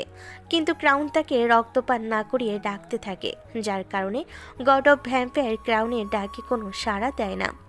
গড অফ ভ্যাম্পায়ার ক্রাউনের ডাকে সাড়া না দেওয়ায় ক্রাউন এত পরিমাণে উন্মাদ হয়ে যায় যে সে গড অফ ভ্যাম্পায়ারের গলাতে কামড় বসিয়ে দেয়। গড অফ ভ্যাম্পায়ারের গলায় কামড় বসিয়ে দিয়ে তার শরীর থেকে সমস্ত রক্ত খেয়ে নেয়, যার ফলে গড অফ ভ্যাম্পায়ার ঘুমন্ত অবস্থাতেই মৃত্যুবরণ করে এবং তার শরীর চেয়ার থেকে ঢুলে নিচে পড়ে যায়। ক্রাউনের এমন আচরণে বাকি দুজন গড অফ ভ্যাম্পায়ার ঘুমন্ত অবস্থা থেকে রক্তপান করানো ছাড়াই হুট করে জাগ্রত হয়ে যায়, যারা কিনা দুজন দু স্থানে ঘুমিয়েছিল। গড অফ ভ্যাম্পায়ারদের আলাদা আলাদা রাজ্য আছে। ক্রাউন রুস্তম নামক ভ্যাম্পায়ারের রাজ্য এসে তাকে ঘুমন্ত অবস্থাতে মেরে ফেলেছে, আর বাকি দুজন ভ্যাম্পায়ার তাদের নিজ নিজ রাজ্যে ঘুমিয়েছিল। কিন্তু ক্রাউন রুস্তমকে মেরে ফেলায় তার ঘুম থেকে আপনা আপনি জাগ্রত হয়ে যায় আর জেনে যায় কেউ রুস্তম নামক গড অফ ভ্যাম্পায়ারকে মেরে ফেলেছে। এটা জানার পর বাকি দুজন গড অফ ভ্যাম্পায়ার একত্রে মিলে ক্রোধিত হয়ে রুস্তমের রাজ্যে আসে, কিন্তু তারা সেখানে এসে রুস্তমের লাশ ছাড়া কোনো কিছুই খুঁজে পায় না। তারা রুস্তমের হত্যাকারীকে খোঁজার জন্য আশপাশ ভালো করে দেখতে থাকে। ক্রাউন রুস্তমকে মেরে সমস্ত প্রমাণ মুছে ফেলার বাকি দুজন গড অফ ভ্যাম্পায়াররা তার বিরুদ্ধে কোনো কিছুই পায় না, যার কারণে তাদের ক্রোধ আরও বেড়ে যায়। এতটা সময় তারা দুজন মানুষের আকৃতি ধারণ করেছিল, কিন্তু অতিরিক্ত রেগে যাওয়ায় তারা মানুষ থেকে ভয়ানক শয়তানের রূপ ধারণ করেছে। শয়তানের রূপ ধারণ করার পর তারা রুস্তমের রাজ্য থেকে বেরিয়ে গিয়ে দুজন একত্রে মিলে আকাশের দিকে হাত দিয়ে ইশারা করে মন্ত্র পড়তে আরম্ভ করে, যার কিছুক্ষণ পরে অনেক জোরালো একটা আলোক রোশনি আকাশ থেকে জমিনের দিকে তেড়ে আসে। আকাশ থেকে তেড়ে আসা আলোক রোশনিটা জমিনে তেড়ে এসে জমিনের সাথে সংযোগ পড়ে একটা দরজার মতন পোর্টাল খুলে দেয়, যার ভিতর থেকে বিভৎস আকৃতির অনেক বড় বড় শয়তান বেরিয়ে আসে। পোর্টালের ভিতর থেকে বিভৎস আকৃতির শয়তানগুলো বেরিয়ে এসে গড অফ ভ্যাম্পায়ারকে সম্মান দেওয়ার উদ্দেশ্যে তাদের সামনে মাথা ঝুঁকিয়ে দেয়। তখনই গড অফ ভ্যাম্পায়ার থেকে একজন ভ্যাম্পায়ার, যার নাম কিনা লিঙ্কন, সে সেই শয়তানগুলোকে বলে, কিনার রুস্তমকে মেরে ফেলা হয়েছে, তোমরা তার রাজ্যের ভিতরে প্রবেশ করো। পোর্টাল থেকে প্রকট হওয়া শয়তানগুলো লিঙ্কনের কথা মতো রুস্তমের রাজ্যে প্রবেশ করে। রুস্তমের রাজ্যে প্রবেশ করার পর তারা রুস্তমের মৃত লাশ দেখে এত জোরে চিৎকার করে যে চিৎকারের আওয়াজে রুস্তমের পুরো রাজ্য ভেঙে চুরমার হয়ে ধুলোর সাথে মিশে যায়। অন্যদিকে এই ভয়ানক চিৎকারের আওয়াজ ডেমন হান্টারদের কানে পৌঁছায়। তারা আওয়াজটা শোনামাত্রই বুঝে ফেলে ভয়ানক কোনো বিপদ আসতে চলেছে। তাই তারা নিজেদের বাসস্থান ছেড়ে বেরিয়ে পড়ে মানুষদেরকে বিপদ থেকে উদ্ধার করার জন্য। এমন সময় আকাশ থেকে জমিনের সাথে সংযোগ করা আলোক রশ্মিটা তারা বহু দূর থেকে দেখতে পায়, যেটা দেখে তাদের বুঝতে বাকি নাই যে ভ্যাম্পায়াররা খুব বড়সড় কিছু একটা করতে চলেছে। কিন্তু বর্তমানে ভ্যাম্পায়ারের সাথে মোকাবিলা করার মতন কোনো অস্ত্র না থাকায় তারা আলোক রশ্মিটার দিকে না গিয়ে আকাশের বাংলোতে চলে যায়। আকাশের বাংলোতে গিয়ে ডেমন হান্টাররা ভয়ানক বিপদের আভাস সম্পর্কে আকাশকে আগাম জানিয়ে দেয়। আকাশ ডেমন হান্টারদের কথা শুনে কিছুটা চিন্তাভাবনা করে বলে, আচ্ছা, এখন কি করা যায় বলেন? এমনিতেই তো ভ্যাম্পায়াররা মানুষ মারছে, তার উপরে এখন তারা কি প্ল্যান সাজাচ্ছে কে জানে। আকাশের প্রশ্নের উত্তরে ডেমন হান্টারের বর্তমান প্রতিনিধি বলে, ভাই আমাদের একবার সেই আলোক রশ্মিটার দিকে যাওয়া উচিত। ঠিক আছে, তাহলে চলেন আমরা সবাই মিলে সেদিকে যাব, দেখি ভ্যাম্পায়াররা কি খিচুড়ি পাকাচ্ছে। ভাই চলেন, কিন্তু ভ্যাম্পায়ারের বিরুদ্ধে লড়াই করার মতন একটা অস্ত্র তৈরি করবেন বলেছিলেন, সেটা কি তৈরি হয়েছে? হয়েছে, আপনারা আমাদের সাথে চলুন, বাকি সেখানে যাওয়ার পর অস্ত্রের কামাল দেখতে পাবেন। ভাই চলুন। আকাশ ভ্যাম্পায়ারকে মরার অস্ত্রশস্ত্র সহ ডেমন হান্টারদেরকে সঙ্গে নিয়ে সেই আলোক রশ্মিটার দিকে যাওয়ার জন্য বেরিয়ে পড়ে। সকলেই ভেবেছে ক্রাউন এবং তার অনুসারীরাই হয়তো ভয়ানক কিছু করতে চলেছে এবং আলোক রশ্মির কার্যক্রমটাও হয়তো ক্রাউন করেছে, কিন্তু তাদের কারোরই এই চিন্তা ভাবনাই নেই যে আলোক রশ্মির কার্যক্রমটা ক্রাউন নয়, বরং সেটা করেছে ভ্যাম্পায়ার সম্প্রদায়ের দুই সূচনাকারী গড অফ ভ্যাম্পায়ার, যারা কিনা এক কথাই বলতে গেলে রক্ত খাওয়া নরপিশাচ। তাদের সামনে কখনো কোনো মানুষ বলে সেই মানুষ আর পরের সকালে সূর্য দেখতে পায় না। গড অফ ভ্যাম্পায়ারদের সম্পর্কে এই অজানা তথ্য না জেনেই আকাশ অস্ত্র শস্ত্র সহ লোকজনকে নিয়ে সেই নরপিশাচগুলোর দিকে রওনা হয়েছে। গড অফ ভ্যাম্পায়ার নামক নরপিশাচগুলো সামনে যাওয়ার পরে তাদের সাথে কি ঘটতে পারে সেই বিষয়ে কারোরই এই কোনো আইডিয়া নেই। তারা না জেনেই আলোক রশ্মিটার দিকে যাত্রাপথ শুরু করেছে। অপরদিকে পোর্টালের মাধ্যমে বিচরণ করা ভ্যাম্পায়ারগুলা রুস্তমের রাজ্যকে ধুলোয় মিশিয়ে দিয়ে রুস্তমের লাশকে সঙ্গে নিয়ে এসে আলোক রশ্মিটার সামনে রাখে। তারপর গড অফ ভ্যাম্পায়ার এবং তারা মিলে রুস্তমের অন্তিম যাত্রার কারুকাজ শুরু করে। তারা সবাই মিলে কি যেন পাঠ করছে রুস্তমের লাশকে সামনে রেখে। এদিকে আকাশের লোকজন সহ আকাশ এবং ডেমন হান্টাররা কিছু সময় যাত্রা করার পর সেই আলোক রশ্মিটার সামনে এসে পৌঁছায়। তারা আলোক রশ্মিটার সামনে এসে পৌঁছাতেই হতবাক হয়ে যায়, কারণ তারা আলোক রশ্মিটার সামনে এসে দেখে ভ্যাম্পায়ারের মেলা বসেছে। এতগুলো ভ্যাম্পায়ারকে দেখে সবাই আতঙ্কিত হয়ে গেছে, বিশেষ করে ডেমন হান্টাররা, কারণ তাদের হাতের ব্রেসলেট জাতীয় ফিতাগুলো জ্বলতে আরম্ভ করেছে, যেই ফিতাগুলো সর্বদাই তাদের হাতে থাকে এবং এই ফিতার কার্যকারিতা হচ্ছে আশেপাশে কোনো বিপজ্জনক কোনো বস্তু থাকলে বা ভয়ানক কোনো বিপদ আসতে চলে এই ফিতাগুলো জ্বলে ওঠে। ডেমন হান্টারদের প্রতিনিধি সবার হাতের ফিতাগুলোকে জ্বলতে দেখে আকাশকে বলে, ভাই আমরা অনেক ভয়ঙ্কর কিছুর আভাস পাচ্ছি, তাই আমাদের জলদি এখান থেকে চলে যাওয়া উচিত। চলে যাব মানে কি? আমরা না ভ্যাম্পায়ারকে মারতে এসেছি, তাহলে কায়ারের মতো তাদেরকে না মেরেই চলে যাব কেন? ভাই আমরা কিন্তু ভ্যাম্পায়ারের শিকার করি, তবে বর্তমানে প্রতিপক্ষদের মধ্যে অনেক শক্তিশালী কেউ একজন হয়তো আছে, যার কারণে আমাদের হাতে ব্রেসলেট জাতীয় ফিতাগুলো জল করছে। আর তার চাইতে বড় কথা, আমরা আমাদের এই ক্ষুদ্র জীবনে বহু ভ্যাম্পায়ারকে মেরেছি, কিন্তু বর্তমানে সামনে যাদেরকে দেখতে পাচ্ছি তাদের মতন বিশাল আকৃতির কোনো ভ্যাম্পায়ারকে আমরা আমাদের এই জন্মে কোনো দিন দেখিনি। তাছাড়া আমাদের শরীরের সাংকেতিক জিনিসটা অনেক বড় বিপদের সংকেত দিচ্ছে আমাদেরকে, তাই আমাদের এখন এখান থেকে চলে যাওয়া উচিত। ডেমন হান্টার, আপনারা চলে গেলে চলে যেতে পারেন, কিন্তু আমি পিছুপা হতে শিখিনি কোনো দিন। হয় মরব না হয় মারব, দুটোর একটা তো অবশ্যই হবে, কিন্তু আমি পিছুপা হব না। ভাই, আমার কথা বোঝার ট্রাই করেন প্লিজ। আমি জানি আপনি অনেক বড় মাপের একজন লোক, কিন্তু বিশ্বাস করুন আমার কথাই সবার মঙ্গল নিহিত আছে। ডেমন হান্টার, বললাম তো, হয় মরবো না হয় মারবো, কিন্তু পিছুপা হব না। ডেমন হান্টার আকাশকে হাজার বারণ করা সত্ত্বেও সে ডেমন হান্টারের কথা শুনে না। আকাশ তার যেতেই এঁটে থাকে, যার কারণে ডেমন হান্টাররাও আকাশের সঙ্গ দিতে বাধ্য হয়। অবশ্য তারা চাইলে চলে যেতে পারত, কিন্তু তারা সেটা কখনোই করবে না, কারণ তাদের কাজ মানুষদেরকে ভ্যাম্পায়ারের হাত থেকে বাঁচানো, মানুষকে ভ্যাম্পায়ারের হাতে ছেড়ে দিয়ে পালিয়ে যাওয়া নয়। তাই তারা নিজেদের অনিচ্ছা সত্ত্বেও আকাশের সঙ্গ দেয়। আকাশ এবং ডেমন হান্টাররা গড অফ ভ্যাম্পায়ারদের থেকে কিছুটা দূরে দাঁড়িয়েছিল। গড অফ ভ্যাম্পায়ার মানে লিঙ্কন এবং তার আরেকজন সাথী সহ পোর্টালের মাধ্যমে আসা দানব আকৃতির কোনো ভ্যাম্পায়ার এখনও আকাশদেরকে দেখেনি। তবে তারা রুস্তমের বিদায় লগ্নের কারুকাজ করার সময় হুট করে মানুষের শরীরে ঘ্রাণ পায়, যার কারণে তারা নিজেদের কাজে ব্যাঘাত ঘটিয়ে আশেপাশে নজর ঘোরাতে থাকে। তখনই তাদের সকলের নজর আকাশদের উপর গিয়ে পড়ে, যেটা দেখে আকাশ সবাইকে বলে, তারা আমাদেরকে দেখে নিয়েছে, এখন তারা সবাই আমাদের দিকে তেড়ে ফুরে আসবে আমাদের রক্ত পান করার জন্য। তাই সবাই প্রস্তুতি নিয়ে থাকুন। আর মুজাহিদ এবং রাজ, তোরা প্রস্তুতি নিয়ে থাক। ভাই, আমরা অলওয়েজ প্রস্তুত আছি তাদের সাথে লড়াই করার জন্য। মুজাহিদ অলওয়েজ প্রস্তুত আছে এই কথাটা বলে শেষ করতে না করতে পোর্টালের মাধ্যমে জমিনে বিচরণ করা দানব আকৃতির ভ্যাম্পায়ারগুলো আকাশদের দিকে তেড়ে আসতে আরম্ভ করে, যেটা দেখে সবাই আলট্রা ভায়োলেট কিরণের দ্বারা তৈরি অস্ত্র দিয়ে তাদের দিকে আন্ধাধুন গুলি ছুটতে আরম্ভ করে, যেগুলির আঘাতে দানব আকৃতির একজন ভ্যাম্পায়ার জ্বলে ছাই হয়ে যায়।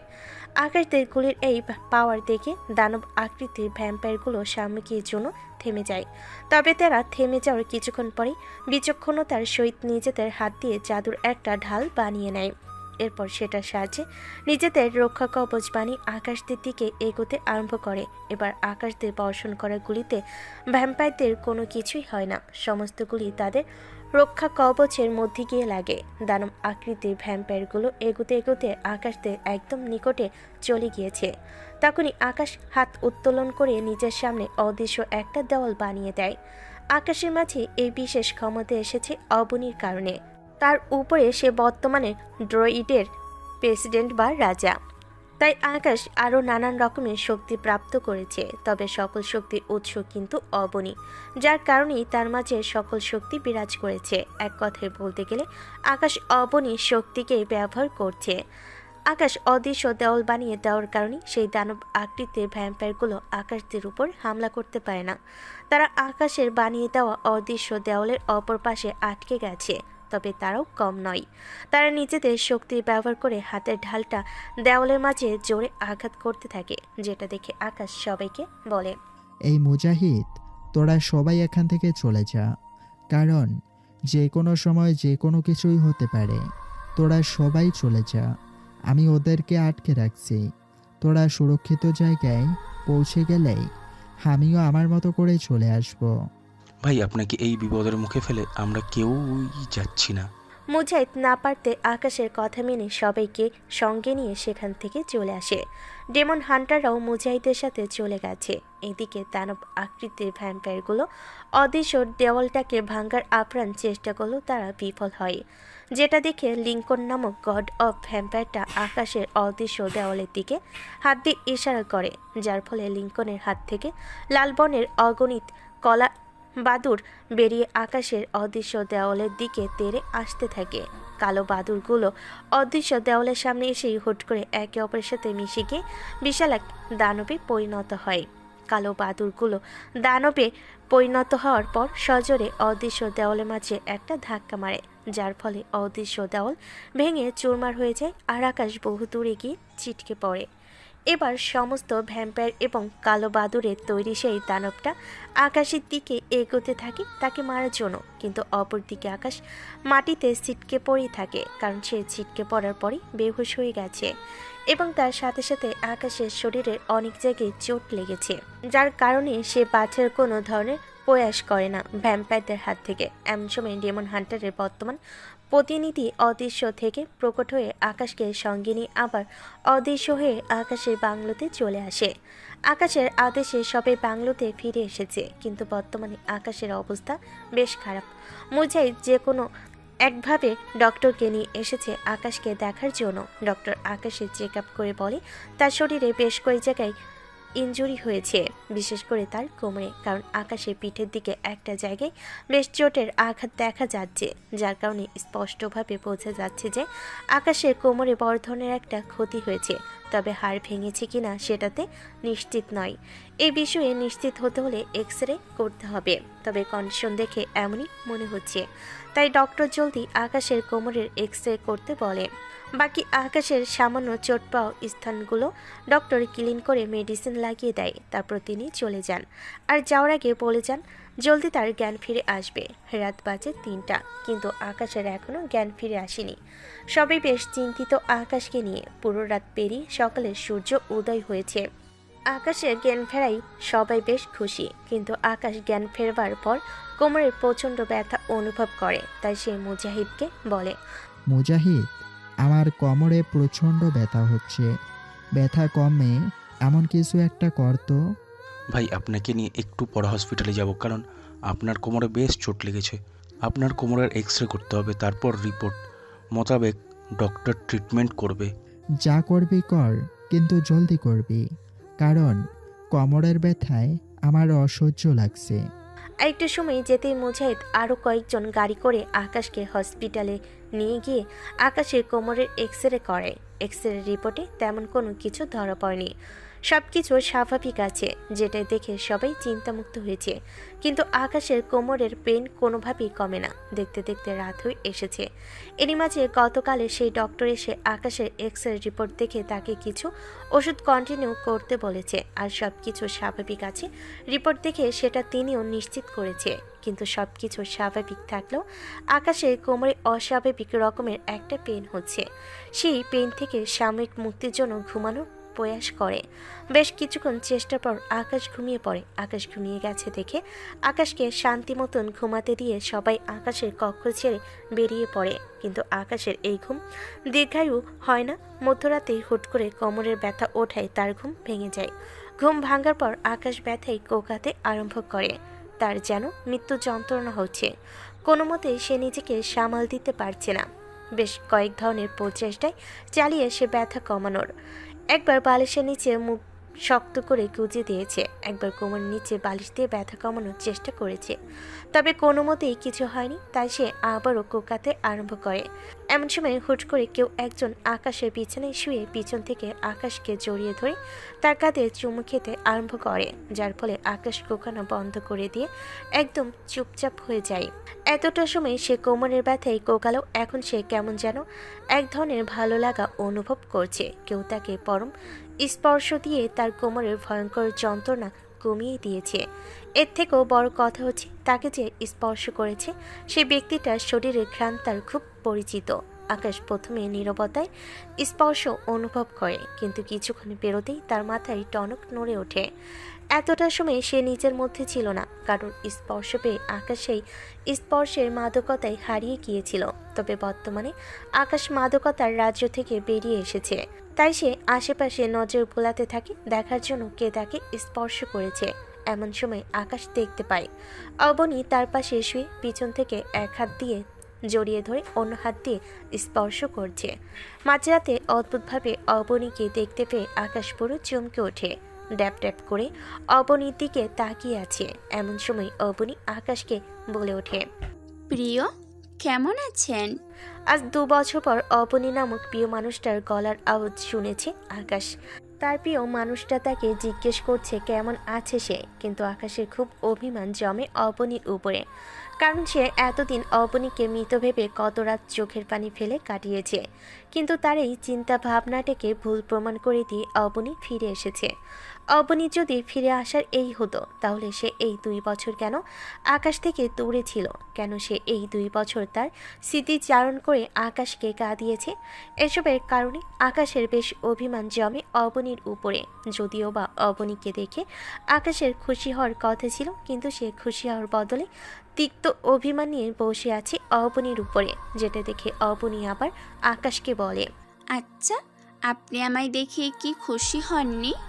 অবনী ফিরে আসার হলে আজ 2 বছর পরে কেন ফিরে এসেছো? অবনী যদি ফিরে আসার হয় তাহলে আগে ফিরে না এসে আজ 2 বছর পর কেন আমায় কাঁদিয়েছ? আগে ফিরে এলেই তো আমার এতটা কষ্ট হতো না। ও আচ্ছা, এই জন্য অভিমান করে আছেন বুঝি আপনি আমার ওপরে? হুম। দেখুন প্রিয়, আমিও চাইনি আপনাকে ছেড়ে চলে যেতে, কিন্তু ভাগ্য আমাকে জোরপূর্বক আপনার থেকে দূরে সরিয়ে দিলে আমার কি করার আছে বলুন? ভাগ্য তোমাকে আমার থেকে দূরে সরিয়েছে মানে কি? মানেটা বলছি, আশা করি আমি মানেটা বললে আপনার সব অভিমান দূর হয়ে যাবে। কিন্তু তার আগে আপনি আমাকে একটা প্রশ্নের উত্তর দিন। কি প্রশ্ন? আমি ফিরে আসায় কি আপনি খুশি হননি? অবনী, অভিমানটা অভিমানের জায়গায় আর খুশিটা খুশির জায়গায়। আর তাছাড়া তুমি ফিরে এসেছো, সেখানে আমি খুশি হব না এটা কি হতে পারে? যেখানে তোমার ভালোবাসায় এখনও আমি কাউকে আপন করতে পারিনি, যেখানে তোমায় হারিয়ে আমি দিনের পর দিন চোখের পানি ঝরিয়েছি, কান্না করেছি, সেখানে তুমি ফিরে আসায় আমি খুশি হব না? খুশি হয়েছেন আমি জানি, তবে এবার আপনার খুশির অগোচরে যেই সামান্যটুকু অভিমান হয়েছে সেটা আমি দূর করছি। প্রিয়, আপনাকে যে ধাতুর কথা বলেছিলাম মনে আছে? মনে আছে। যেই ধাতুর সাহায্যে তুমি 3টা ইচ্ছা পোষণ করতে পারবে এবং সেই ধাতুর সাহায্যে তুমি আমার একবার বাঁচিয়েও ছিলে। প্রিয়, আমি কিন্তু সেই ধাতুর মাধ্যমেই বেঁচে গিয়েছি। বেঁচে গেলে আজ 2 বছর কেন তুমি আমার থেকে দূরে ছিলে? কারণ সেই ধাতুটা নিজের ইচ্ছাকেই শুধু পূরণ করে না, সেই ধাতুটা ইচ্ছাকারীর ইচ্ছা পূরণ করে, তার থেকে কিছু মূল্যবান জিনিস ছিনিয়েও নেয়, যেমনটা আমার থেকে নিয়েছে। ডেভিল রিপার যখন আমার গলায় চাকু নিয়ে আঘাত করে তখন আমি নিজের ক্ষয়ক্ষতি না হওয়ার জন্য সেই ধাতুর ব্যবহার করেছিলাম, যার কারণে আমি 2 বছরের জন্য অদৃশ্য হয়ে গিয়েছিলাম। আমার আকৃতি অদৃশ্যর সাথে মিশে গেছে। আমার ভেতরে জান প্রাণ ছিল ঠিকই, কিন্তু আমি নিজের সঠিক আকৃতি নিয়ে কারোর সামনে আসতে পারছিলাম না, যেটা কিনা আজ রাতে ঠিক হয়েছে। আর আজ রাতে ঠিক হওয়ার পরই আমি আপনার কাছে ফিরে এসেছি। অবশ্য আমি এই 2 বছরে বহুবার আপনার কাছে ফিরে আসতে চেয়েছি, কিন্তু আমি পারিনি। আমি দ্বিতীয়বার ধাতুর ব্যবহার করে অদৃশ্যের মায়াজালে আটকে পড়েছিলাম, যেই অদৃশ্য মায়াজাল থেকে মুক্তি পেতে আমার 2 বছর সময় লেগে গেছে। তার মানে তুমি ইচ্ছে করে এমনটা করোনি? প্রিয়, আপনি যেমন আমায় ভালোবাসেন আমিও তো আপনাকে ঠিক তেমনটাই ভালোবাসি। আপনার জন্য ড্রয়েড ছাড়লাম, আপনার জন্য ড্রয়েডের নিয়ম নীতি ভঙ্গ করে তাদের সাথে লড়াই করলাম। তাহলে আপনিই বলুন আমি ইচ্ছে করে কেন এমনটা করতে যাব? অবনীর কথা শুনে আকাশের নিজের ভিতর থেকে সমস্ত অভিমান মুহূর্তেই মধ্যেই গায়েব হয়ে গেছে। খপ করে অবনীকে চাপটে জড়িয়ে ধরে পাগলের মতো চুমু খেতে আরম্ভ করলো। এতটা সময় অবনী আকাশকে জড়িয়ে ধরেছিল, কিন্তু এবার আকাশও তাকে জড়িয়ে ধরেছে। আকাশের মনের ভিতরে খুশির শহর বইছে। আকাশের ইচ্ছে করছে অবনীকে কোলে তুলে নিয়ে সারা বাড়িতে লাফিয়ে বেড়াই। আজ আকাশের খুশির সীমা নেই। অগণিত চুমু দিল অবনীর শরীরে। মেয়েটা আকাশের প্রতিটা স্পর্শে কেঁপে কেঁপে উঠছে। আজ এতদিন পর সে আকাশকে ফিরে পেয়ে নিজেকে একদম পুরোপুরি আকাশের হাতে সঁপিয়ে দিয়েছে। অবনী আর কোনো আচরণে আকাশকে বাধা দেয়নি। সে নিজেকে আজ উন্মুক্ত করে দিয়েছে আকাশের জন্য। আকাশ মেয়েটাকে অগণিত চুমু এঁকে দিয়ে তাকে কোলে তুলে নিল, কারণ আকাশ তাকে নিয়ে এখন পুরো বাংলোতে ঘুরে বেড়াবে আর সঙ্গে সবার ঘুম হারাম করে দিবে, কারণ আকাশের প্রিয় মানুষ ফিরে এসেছে। সেটার সেলিব্রেশন আকাশের সাথে সাথে সবই করবে। অবনীকে কোলে উঠিয়ে নিয়ে বিছানা ছেড়ে নেমে দাঁড়ালো। এমন সময় আকাশের কোমরের ব্যথাটা আবার জাগ্রত হয়ে উঠল। আকাশের খুশির রাজ্যে কষ্ট এসে হানা দিয়েছে। বেশিক্ষণ আর অবনীকে কোলে তুলে নিয়ে থাকতে পারল না। অবনীকে বিছানায় নামিয়ে দিয়ে আকাশও তার পাশে শুয়ে ব্যথায় কোকাতে আরম্ভ করলো। তখনই অবনী আকাশকে বলে উঠল, প্রিয়, খুব কষ্ট হচ্ছে তাই না আপনার? অবনী, মরণ যন্ত্রণা হচ্ছে। আপনি একটু অপেক্ষা করুন, আমি এক্ষুনি আসছি। কেন? কই যাবে তুমি? ফিরে আসলেই দেখতে পাবেন আপনি। প্লিজ শুয়ে থাকুন, আমি যাব আর আসবো। ঠিক আছে।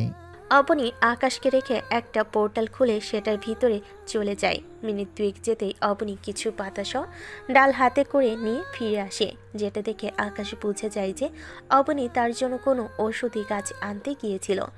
এদিকে অবনী ফিরে এসে ডাল থেকে গাছের পাতা চিরে নিজের শক্তির সাহায্যে সেই পাতাগুলো গরম করে সেগুলো আকাশের কোমরে লাগিয়ে দেয়। এতে করে আকাশের কোমরের যন্ত্রণা কমতে আরম্ভ করে। মিনিট 10 যেতেই আকাশের কোমর থেকে ব্যথা বেদনা সব গায়েব হয়ে গেছে। আকাশ পুরোপুরি সুস্থতা অনুভব করছে এখন। তখনই অবনী আকাশকে জিজ্ঞাসা করে, আপনি কোমরে ব্যথা পেয়েছেন কি করে? অবনী, শহরে ভ্যাম্পায়াররা নিজেদের ধ্বংসযজ্ঞ চালাচ্ছে। তারা ধরে ধরে মানুষকে মেরে ভ্যাম্পায়ার বানিয়ে দিচ্ছে, যার কারণে শহরের মানুষজন অনেক আতঙ্কিত হয়ে আছে। তাই আমি ভ্যাম্পায়ারের বিরুদ্ধে মোকাবেলা করতে লোকজন নিয়ে একটা জায়গায় গিয়েছিলাম। তখন ভ্যাম্পায়ার আমাদের উপর হামলা করেছে, যার কারণে আমি তোমার শক্তির ব্যবহার করেছি, কিন্তু তাতেও কোনো কাজ হয়নি। তারা আমায় ছিটকে ফেলে দিয়েছে। তার মানে ভ্যাম্পায়ারদের সাথে লড়াই করতে গিয়ে আপনি কোমরে ব্যথা পেয়েছেন? হুম। আমি ফিরে আসতে আসতে ভেবেছি সমস্ত দাঙ্গা ফাসাদ শেষ, আপনি আর আমি সুখে শান্তিতে দিন কাটাবো। কিন্তু এখন ফিরে এসে দেখি ভ্যাম্পায়ার নামক বিকৃত প্রজাতিদের উৎপত্তি হয়েছে, আর তারা আপনার ওপরে হামলা করে আপনার শরীরে চোট পৌঁছেছে। এবার তো তারা শেষ। সব কয়টাকে জবাই করে বড় একটা গর্তে খুঁড়ে সেটার ভেতরে দাফন করব।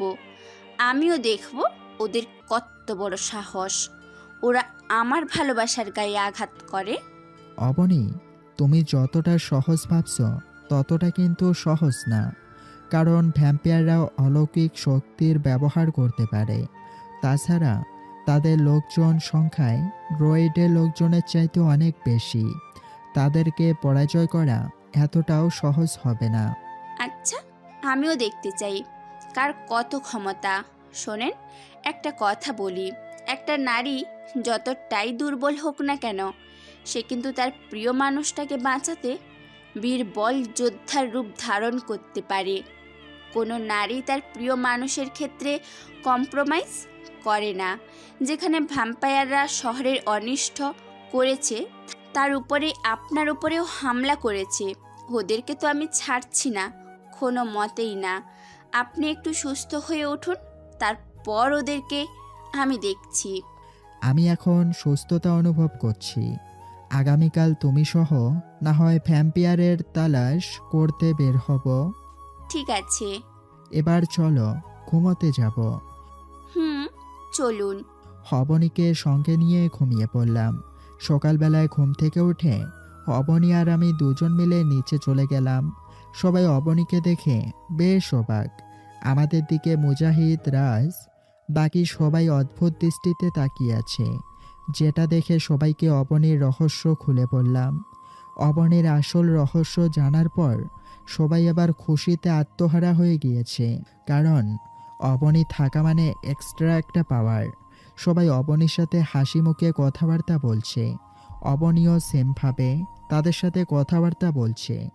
কথাবার্তায় এক পর্যায়ে রাজ আমায় বলে উঠল, ভাই, ভাবি তো চলে এসেছে, এবার ভ্যাম্পায়ারদের কিছু একটা করা উচিত। আজ রাতে সবাই মিলে আবার ভ্যাম্পায়ারের তালাশে বের হব, বিশেষ করে গত রাতের ভ্যাম্পায়ারগুলোর। কারণ ওদের হাবভাব থেকে যা বুঝলাম, ওরা শহরকে কয়েকদিনের মধ্যেই নরক বানিয়ে দিবে। ভাই ঠিক বলেছেন, তবে খালি গত রাতের ওদেরকে একা নয়, ক্রাউন এবং সবাইকে শেষ করা দরকার, কারণ ওরা শহরের নকশা অলরেডি পরিবর্তন করে দিয়েছে। টেনশন করিস না, রাত হতে দে, তারপর সবাই মিলে বের হব। আকাশ এবং সবাই সেই রাত হওয়ার অপেক্ষা করতে থাকে। অপরদিকে গড অফ ভ্যাম্পায়াররা রুস্তমের হত্যাকারীকে খুঁজে তাকে মারার জন্য মরিয়া হয়ে গেছে। তারা পাগলের মতন রুস্তমের হত্যাকারীকে খুঁজতে আরম্ভ করে। তারা রুস্তমের হত্যাকারীকে খুঁজতে খুঁজতে ক্রাউনের কাছে গিয়ে পৌঁছে, কারণ গড অফ ভ্যাম্পায়ারের পর ক্রাউনের অবস্থান। লিঙ্কন ক্রাউনকে রুস্তমের হত্যাকারী সম্পর্কে জিজ্ঞাসা করলে সে নিজের দোষকে লুকিয়ে রেখে বানিয়ে বানিয়ে কিছু মিথ্যা কথা আকাশের সম্পর্কে বলে। মানুষের প্রতি গড অফ ভ্যাম্পায়ারকে আরও ক্ষিপ্ত করে দেয়। সে বলে মানবজাতি নাকি আধুনিক কোনো অস্ত্র দ্বারা রুস্তমকে মেরেছে। গড অফ ভ্যাম্পায়ার লিঙ্কন এবং বাকি আরেকজন ক্রাউনের মিথ্যা কথাটাকে সত্যি বলে মেনে নেয়, কারণ আকাশ তাদের উপর দলবল নিয়ে হামলা করতে চেয়েছিল।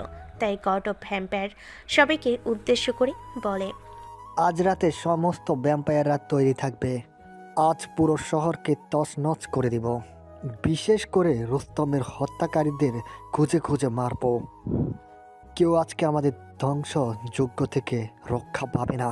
পাটুলান থেকে আমি স্পেশাল একটা ফোর্সকে মোতায়েন করেছি। সেই স্পেশাল ফোর্স সমস্ত ভ্যাম্পায়াররা মিলে আজ রাতে মানুষদের উপরে হামলা করব। লিঙ্কনের কথাই সবাই সম্মতি জানায়। ক্রাউন গড অফ ভ্যাম্পায়ারের এমন কথাই ভিতরে ভিতরে বেশ খুশি, কারণ একই তো সে নিজের দোষ মানব জাতির ওপর চাপিয়ে দিয়েছে, দ্বিতীয়ত তার রাস্তা পরিষ্কার হতে চলেছে। তারপর সে পুরো জমিনে নিজের সৈন্য সেনা নিয়ে রাজত্ব করতে পারবে। ভ্যাম্পায়াররা রাত হবার অপেক্ষায় আছে, কিন্তু তাদের কল্পনাতেও নেই যে মানবজাতি দুর্বল নয়। তাদের সাথে বর্তমানে অবনী নামক কেউ একজন রয়েছে। তারা প্লাটিনাম থেকে যতই শক্তিশালী ভ্যাম্পায়ার আসুক না কেন, অবনী মোকাবেলা একাই করবে। ওইদিকে আকাশরাও রেডি দলবল নিয়ে। মাগরিব হওয়ার আগেই আকাশ ডেমন হান্টার সহ তার লোকজনকে নিয়ে ভ্যাম্পায়ারদেরকে খোঁজার উদ্দেশ্যে বাংলো ছেড়ে বেরিয়ে পড়ে। তাদের সাথে অবনীও রয়েছে। আকাশ এবং বাকি সবাই মিলে মাগরিব হওয়ার আগে গতকাল যে জায়গায় আকাশ থেকে আলোক রোশনি জমিনের সাথে সংযোগ করেছিল সেখানে চলে যায়। সেখানে গিয়ে তারা ভ্যাম্পায়ারদের অপেক্ষা করতে থাকে। দেখতে দেখতে মাগরিবের ওয়াক্ত পেরিয়ে দিন দুনিয়া অন্ধকার হয়ে এসেছে। তারা মানে ভ্যাম্পায়াররা এখন খোলা মাঠে বেরিয়ে আসবে, আর খোলা মাঠে বেরিয়ে আসার পরই হয়তো ভয়ানক এক লড়াই শুরু হবে ভ্যাম্পায়ার আর মানুষের। সবার অপেক্ষার প্রহর কাটে ভ্যাম্পায়ারদের আগমনে।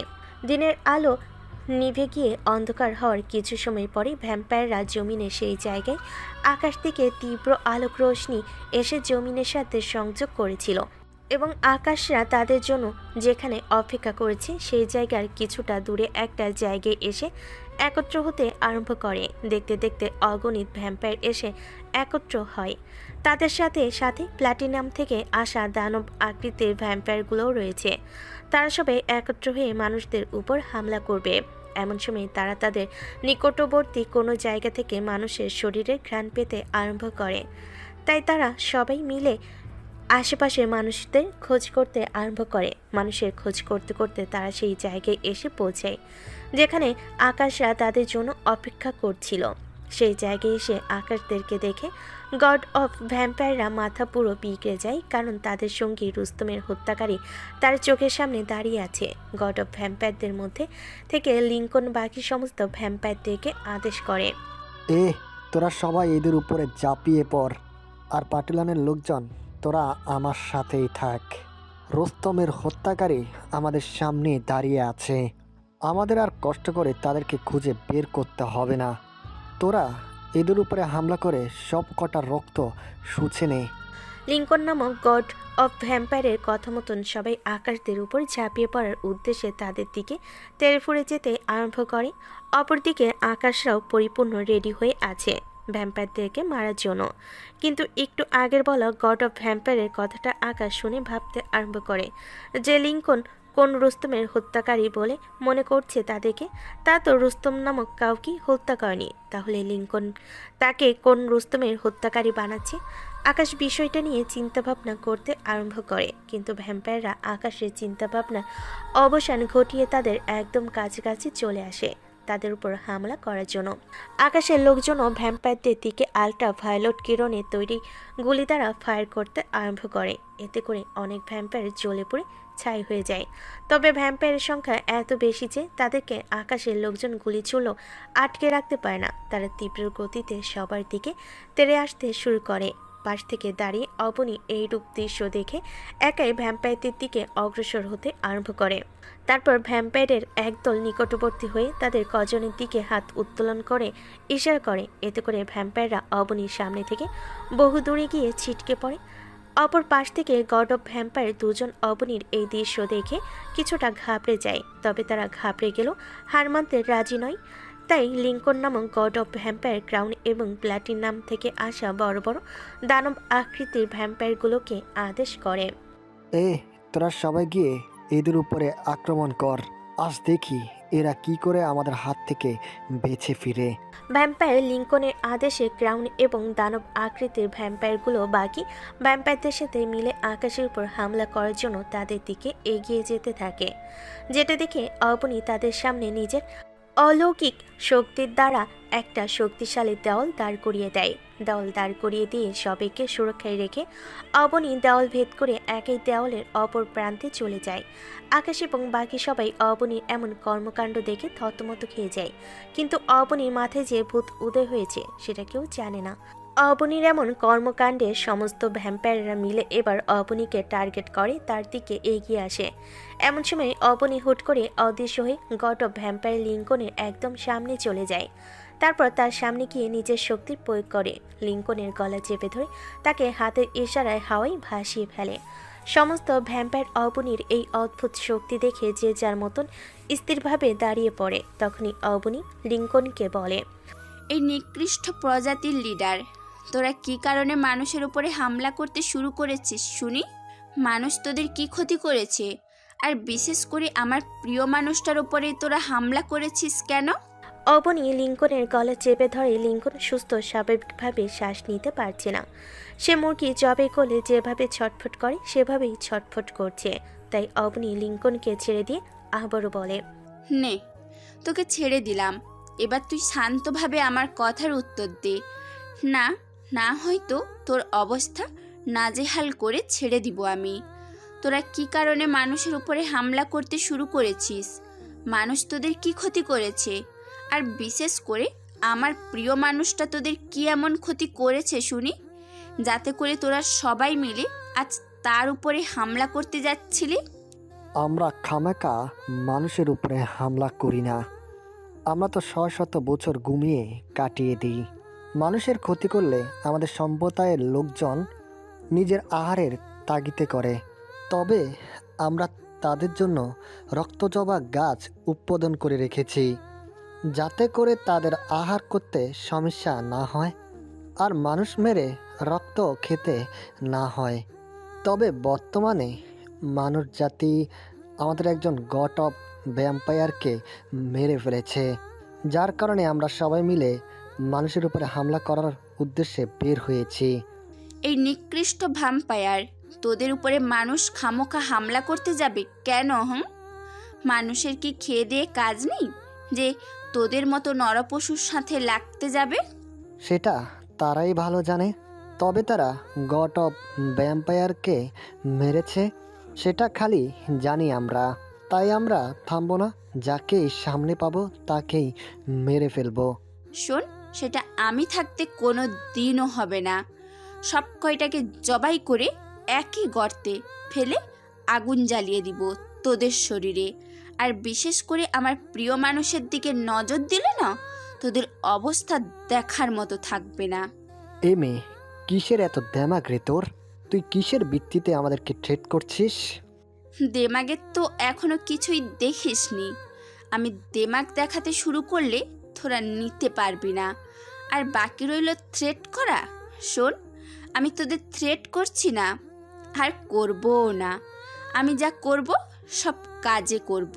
তাই সহজ ভাষায় বলছি, মানুষ থেকে দূরে থাক, আর বিশেষ করে আমার প্রিয় মানুষটার থেকে।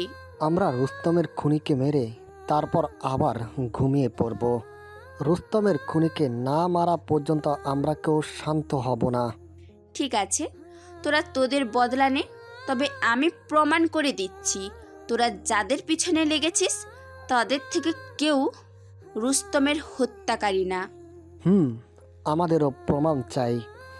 যদি তুই এটা প্রমাণ করতে পারিস তোর শক্তির মাধ্যমে দেওয়ালের পিছনের লোকজন নির্দোষ, তাহলে আমরা এখান থেকে মাথা নুয়ে চলে যাব।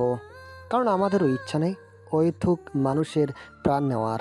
কারণ আমরা ভ্যাম্পায়ার সততার রচয়িতা। আমরাই যদি অন্যায় ব্যভিচার করি মানুষের উপরে, তাহলে আমাদের অনুসারীরা কি করবে? ওয়েট, আমি এক্ষুনি তোদের ধারণা ভুল বলে প্রমাণ করছি। অবনী আকাশদেরকে লিঙ্কনের কাছে নির্দোষ প্রমাণ করবে বলে জলদি আকাশের কাছে ছুটে যায়। তারপর আকাশকে বলে, আপনারা সবাই নিজের শরীর থেকে কয়েক ফোঁটা রক্ত বের করে আমার হাতে কষে দিন। প্রিয়, আপনিও দিন। আমি সবার রক্ত নিয়ে গিয়ে তাদেরকে দিব। অবনীর কথায় সবাই নিজেদের হাত কেটে কয়েক ফোঁটা করে রক্ত অবনীর হাতের কোষের মধ্যে দেয়। অবনী সবার রক্তকোষ করে নিয়ে গিয়ে ভ্যাম্পায়ার লিঙ্কনের কাছে গিয়ে বলে, তোর হাত সামনে আগা। আমি সবার শরীরের রক্ত একত্রে করে নিয়ে এসেছি। তুই সবার রক্ত একেবারে পান কর, তাহলেই তুই কে দোষী আর কে নির্দোষ সেটা জানতে পারবি। কারণ তোদের মধ্যে তো রক্ত পান করে সমস্ত কিছু জেনে নেওয়ার ক্ষমতা আছে, তাই না? তাই আমি সবার রক্ত একত্রে করে নিয়ে এসেছি। অবনীর কথায় লিঙ্কন নিজের হাত সামনে এগিয়ে দেয় আর অবনীর সমস্ত রক্ত লিঙ্কনের হাতে ঢেলে দেয় লিঙ্কন রক্তগুলো খাওয়ার জন্য। লিঙ্কন অবনীর হাত থেকে নিজের হাতের কোষে রক্ত নিয়ে পান করতে তার প্রচণ্ড রাগ উঠে যায়। কারণ তারা যাদেরকে মারার জন্য উঠে পড়ে লেগেছে তারা সবাই নির্দোষ। রুস্তমকে মেরেছে অন্য কেউ, কিন্তু ক্রাউন তাদেরকে আকাশের কথা বলেছে, যার কারণে গড অফ ভ্যাম্পায়ার লিঙ্কন রাগান্বিত ভাব নিয়ে ক্রাউনের দিকে এগিয়ে যায়। তারপর তার গলা চেপে ধরে তাকে বলে, ক্রাউন, তোর কত বড় সাহস! তুই আমাদেরকে বোমরা করার চেষ্টা করেছিস, তার উপরে আমাদেরকে দিয়ে এত বড় অন্যায় করাতে চেয়েছিস। আমরা গড অফ ভ্যাম্পায়াররা যেখানে নিজেদের মনুষ্যত্ব নীতিকে বিসর্জন দিই না, সেখানে তুই আমাদেরকে দিয়ে এত বড় অনিষ্ট করতে চেয়েছিস। তোর এই ভুলের মাসুল তোকে দিতেই হবে।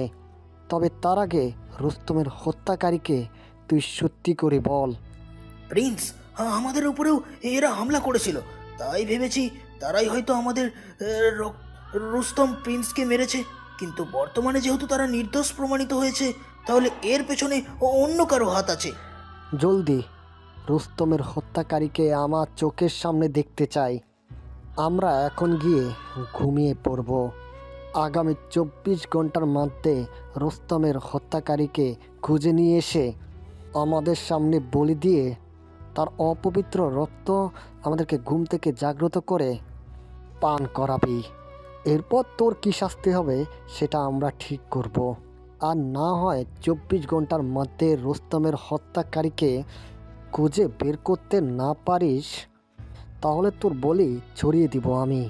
যেমন আদেশ করবেন প্রিন্স, তেমনটাই হবে। এবার যা, দলবল নিয়ে কাজে লেগে পড়। আর এই যে নারী, তোর নাম আমার জানা নেই, তবে আমরা অনেক বড় ভুল করেছি তোদের উপরে হামলা করে। তাই আমি সবার পক্ষ হয়ে তোর অধিমুখে ক্ষমা চাচ্ছি। তুই আর তোর লোকজন অনুগ্রহ করে আমাদেরকে ক্ষমা করে দে। দুনিয়ার সর্বসেরা জাতি মানুষ এই ভুল করে, সেখানে তোরা তো অন্য কিছু। যাকগে, ভুলে গেলাম আগের সব। তবে আগামীতে যেন কোনো মানুষের ক্ষয়ক্ষতি না হয় কোনো ভ্যাম্পায়ার দ্বারা। কোনো ধরনের ক্ষয়ক্ষতি হবে না, তবে রুস্তমের আসল হত্যাকারীকে আমরা ছাড়ব না। সেটা তোদের নিতান্তই ব্যক্তিগত ব্যাপার। তবে অন্যায়ভাবে কোনো মানুষের প্রাণ গেলে পরের বার তোদের বিরুদ্ধে আমাদের বিদ্রোহটা আরও ভয়ানক হবে। এবার চললাম। পর অবনী সবাইকে সঙ্গে নিয়ে সেখান থেকে চলে যায়। লিঙ্কন গ্রাউন্ডকে রুস্তমের হত্যাকারীকে খুঁজে বের করতে বলে লিঙ্কন আর বাকি আরেকজন গড অফ ভ্যাম্পায়ার ঘুমানোর জন্য নিজের স্থানে চলে যায়। সবাই যে যার মতন চলে গিয়েছে, কিন্তু গ্রাউন্ড এখনও তার অনুসারীকে নিয়ে সেই জায়গায় দাঁড়িয়ে আছে। কারণ তার ভিতরে ক্রোধের আগুন জ্বলছে। লিঙ্কন ভরা মজলিসের সকলের সামনে তার গলা চেপে ধরে তাকে অপমান করেছে, যার জন্য ক্রাউনের মনের ভিতরে দাউ দাউ করে আগুন জ্বলতে আরম্ভ করেছে। তাই সে ভিতরে ভিতরে একটা প্ল্যান সাজায়। লিঙ্কন তো তাকে 24 ঘন্টার মধ্যে রুস্তমের হত্যাকারীকে ধরে নিয়ে গিয়ে তার সামনে বলি দিতে বলেছে, না হয়তো লিঙ্কন তাকে বলি দিয়ে দিবে। অবশ্য 24 ঘন্টা কেন, 24 বছর খুঁজলেও রুস্তমের হত্যাকারীকে নিয়ে গিয়ে ক্রাউন লিঙ্কনের সামনে বলি দিতে পারবে না, কারণ রুস্তমের হত্যাকারী সে নিজেই। তাই ক্রাউন তাদের গড অফ ভ্যাম্পায়ারদের পিছনে একটা ষড়যন্ত্র সাজায়, বরং তাদেরকে মেরে ফেলার জন্য ফন্দি আটে। তবে ক্রাউনের ষড়যন্ত্রের শেষ কিন্তু এখনো হয়নি। সে গড অফ ভ্যাম্পায়ারদেরকে মারার সাথে সাথে আকাশ এবং তার সমস্ত লোকজনকেও মেরে ফেলার ষড়যন্ত্র সাজায়, একমাত্র অবনীকে বাদ দিয়ে রেখে। কারণ অবনীকে দূর থেকে প্রথমে দেখাতে সে ভালোবেসে ফেলেছে। তার উপরে অবনীর আধ্যাত্মিক শক্তি দেখে সে অবনীর উপরে আরও বিমোহিত হয়ে যায়। তার যে করেই হোক অবনীকে লাগবে। সে সবাইকে মেরে ফেলে অবনীকে নিজের করে নিয়ে জীবনের নতুন এক অধ্যায় শুরু করতে চায়, আর সেটা সে খুব জলদি করবে। তারপর সে হবে ভ্যাম্পায়ার সম্প্রদায়ের রাজা এবং তার রানী হবে অবনী। কিন্তু ক্রাউনের কোনো আইডিয়াই নেই যে সে যাকে নিজের রানী বানাতে চাচ্ছে সে একটা জলজ্যান্ত আগুনের গোলা। তাকে নিজের করে পেতে হলে আসমান জমিন এক করে দিয়ে নতুন ইতিহাসের সূচনা করতে হবে। ক্রাউন সবাইকে মেরে অবনীকে নিজের করে পাওয়ার মাস্টার প্ল্যান সাজানোর পর তার অনুসারীদেরকে বলে, হেই, তোরা সবাই আমার অনুসারী। আমি তোদেরকে বানিয়েছি। তোরা আমি বাদে কারোর কাছে নত স্বীকার করবি না। একমাত্র খালি আমার কাছেই তোরা নত স্বীকার করবি এবং আমার সমস্ত হুমকিকেই তোরা মেনে চলবি। ক্রাউনের কথার প্রত্যুত্তরে তার অনুসারীরা সবাই একজোট হয়ে বলে ওঠে, জি মালিক, আমরা আপনার হুকুমে অনুসরণ করি। আপনি বাদে কারো কাছেই নত স্বীকার করব না। এই তো সাব্বাস, যা এবার গিয়ে আমার জন্য সবাই আহারের খোঁজে লেগে পড়। এমনিতেই আমার মাথা গরম হয়ে আছে, তার উপরে আহার করতে না পারলে মাথা আরো খারাপ হয়ে যাবে। ক্রাউনের কথার প্রত্যুত্তরে এবার তার একজন অনুসারী বলে ওঠে, মালিক, গড অফ ভ্যাম্পায়ার তো দেখলাম এসবের বিরোধিতা করে। আমরা যদি মানুষকে ধরে আনি আর গড অফ ভ্যাম্পায়ার যদি এসব জেনে যায় তাহলে তো ভয়ানক কাণ্ড ঘটাবে। না, কেউ জানবে না। গড অফ ভ্যাম্পায়াররা আমার উপরে দায়িত্ব চেপে দিয়ে ঘুমাতে চলে গেছে, তাই তাদের কান পর্যন্ত এই খবর পৌঁছাবে না। আর পৌঁছালেও সমস্যা নাই। আগামীকাল রাতে আমি নতুন এক অধ্যায়ের সূচনা করব।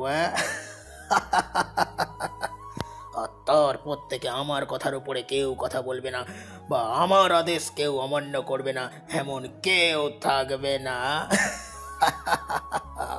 ঠিক আছে মালিক, তাহলে আমরা আপনার আহারের তলাশে বের হচ্ছি।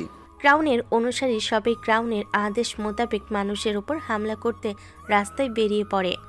অপরদিকে অবনী সবাইকে নিয়ে বাড়িতে ফিরে এসেছে। অবনী, আকাশ, রাজ, মুজাহিদ সবাই খুশি ভ্যাম্পায়ারদেরকে দমন করে। কিন্তু তাদের ধারণা যে ক্রাউন ভুল প্রমাণিত করতে বসে আছে সেই আইডিয়া কারোর এই নেই। সবাই মহা খুশি, কারণ এতদিন ভ্যাম্পায়ারদের কারণে দেশের মানুষ অনেক অত্যাচারিত হয়েছে। তবে অবনী এসে প্রথম যাত্রাতেই সব কিছুকে শান্ত করে দিয়েছে। সবাই বসে বসে আড্ডা দিচ্ছে। আকাশের বাংলোতে বেশ কিছুক্ষণ আড্ডা দেওয়ার পর অবনী আর আকাশ রুমে চলে আসে। রুমে আসার পর অবনী আকাশকে বলে, আপনাকে একটা কথা বলার ছিল। কি কথা অবনী? আমার স্বীকৃতি চাই। স্বীকৃতি চাই মানে বুঝলাম না। মানে অনেক তো হলো, এবার আমায় নিজের করে নিন। আর কতদিন এভাবে চলবে বলুন? তুমি তো আমারই আছো, তোমাকে আর নতুন করে আপন কি করব? প্রিয়, বিয়ে ছাড়া পরনারী কখনোই আপন হতে পারে না। ও, তুমি বিয়ের কথা বলছো? জি, আমি বিয়ের কথাই বলছি। ঠিক আছে, বিয়ে করে নিব আমরা। তবে বিয়ে করতে হলে আমারও একটা শর্ত পূরণ করতে হবে তোমাকে। কি শর্ত? তুমি আমাকে আর আপনি ডাকতে পারবে না, আমাকে তোমার তুমি করে বলতে হবে। ইস, এটা কেমন কথা বলছেন? যেমন এই হোক, আমাকে তোমার তুমি করে ডাকতে হবে। প্রিয়, আপনাকে আমার আপনি করে ডাকতেই মজা লাগে। আর তাছাড়া এতদিনের পুরনো স্বভাব আমার কখনোই পাল্টাবে না। তাহলে বিয়েও করতে হবে না তোমাকে? এই না না, বিয়ে করব। তাহলে শর্ত পালন করতে হবে। ঠিক আছে, পালন করব। তবে মাঝে মধ্যে ভুল করে তুমির জায়গায় আপনি বের হলে রাখতে পারবেন না। ঠিক আছে, রাখবো না। তো বলেন, কবে বিয়ে করবেন? শুক্রবার আসতে আর 2-4 দিন বাকি আছে। শুক্রবার আসলেই আমরা বিয়ে করে নেব। আচ্ছা, এই জানো, আমার না ভাবতেই অবাক লাগে আমি তোমার বউ হব। অবাক তো আমারও লাগে, কারণ আগে থেকে চেনা জানা ছিল না। হুট করেই ভালোবেসে ফেললাম। আগামী শুক্রবার আবার বিয়েও করতে যাচ্ছি। আমার জীবনের অনেক বড় পাওয়া হবে তোমাকে নিজের করে ফেলে। কিন্তু কিন্তু কি? আমার পরিবারকে যদি ফিরে পেতাম তাহলে আমার জীবনটা একদম পরিপূর্ণ হয়ে যেত। আমার আর কোনো চাওয়া পাওয়াই অপূর্ণ থাকতো না। তবে আমি জানি আমার এই চাওয়াটা কখনোই পূর্ণ হবে না, কারণ আমার পরিবারের লোকজন বেঁচে আছে কিনা সেটাই আমি জানি না। আর বেঁচে থাকলেও তারা কোনো দিন আমি অবধি পৌঁছাতে পারবে কিনা আল্লাহই ভালো জানেন। আকাশ অবনীর কথা শুনে কোনো কথাবার্তা না বলে চুপচাপ বসে থেকে উঠে দাঁড়িয়ে পড়ে, যেটা দেখে অবনী তাকে জিজ্ঞাসা করে, এই কি হলো, কই যাচ্ছ? অবনী, তুমি কিছুটা সময় একটু রুমে বসে কাটাও। আমি নিচে গিয়ে 2 মিনিটের একটা কাজ শেষ করে আবার তোমার কাছে ফিরে আসছি। ঠিক আছে, জলদি আসবা। হুম। তারপর আকাশ নিচে চলে যায়। নিচে গিয়ে মুজাহিদ আর রাজকে নিজের কাছে পার্সোনালি ডেকে আনে।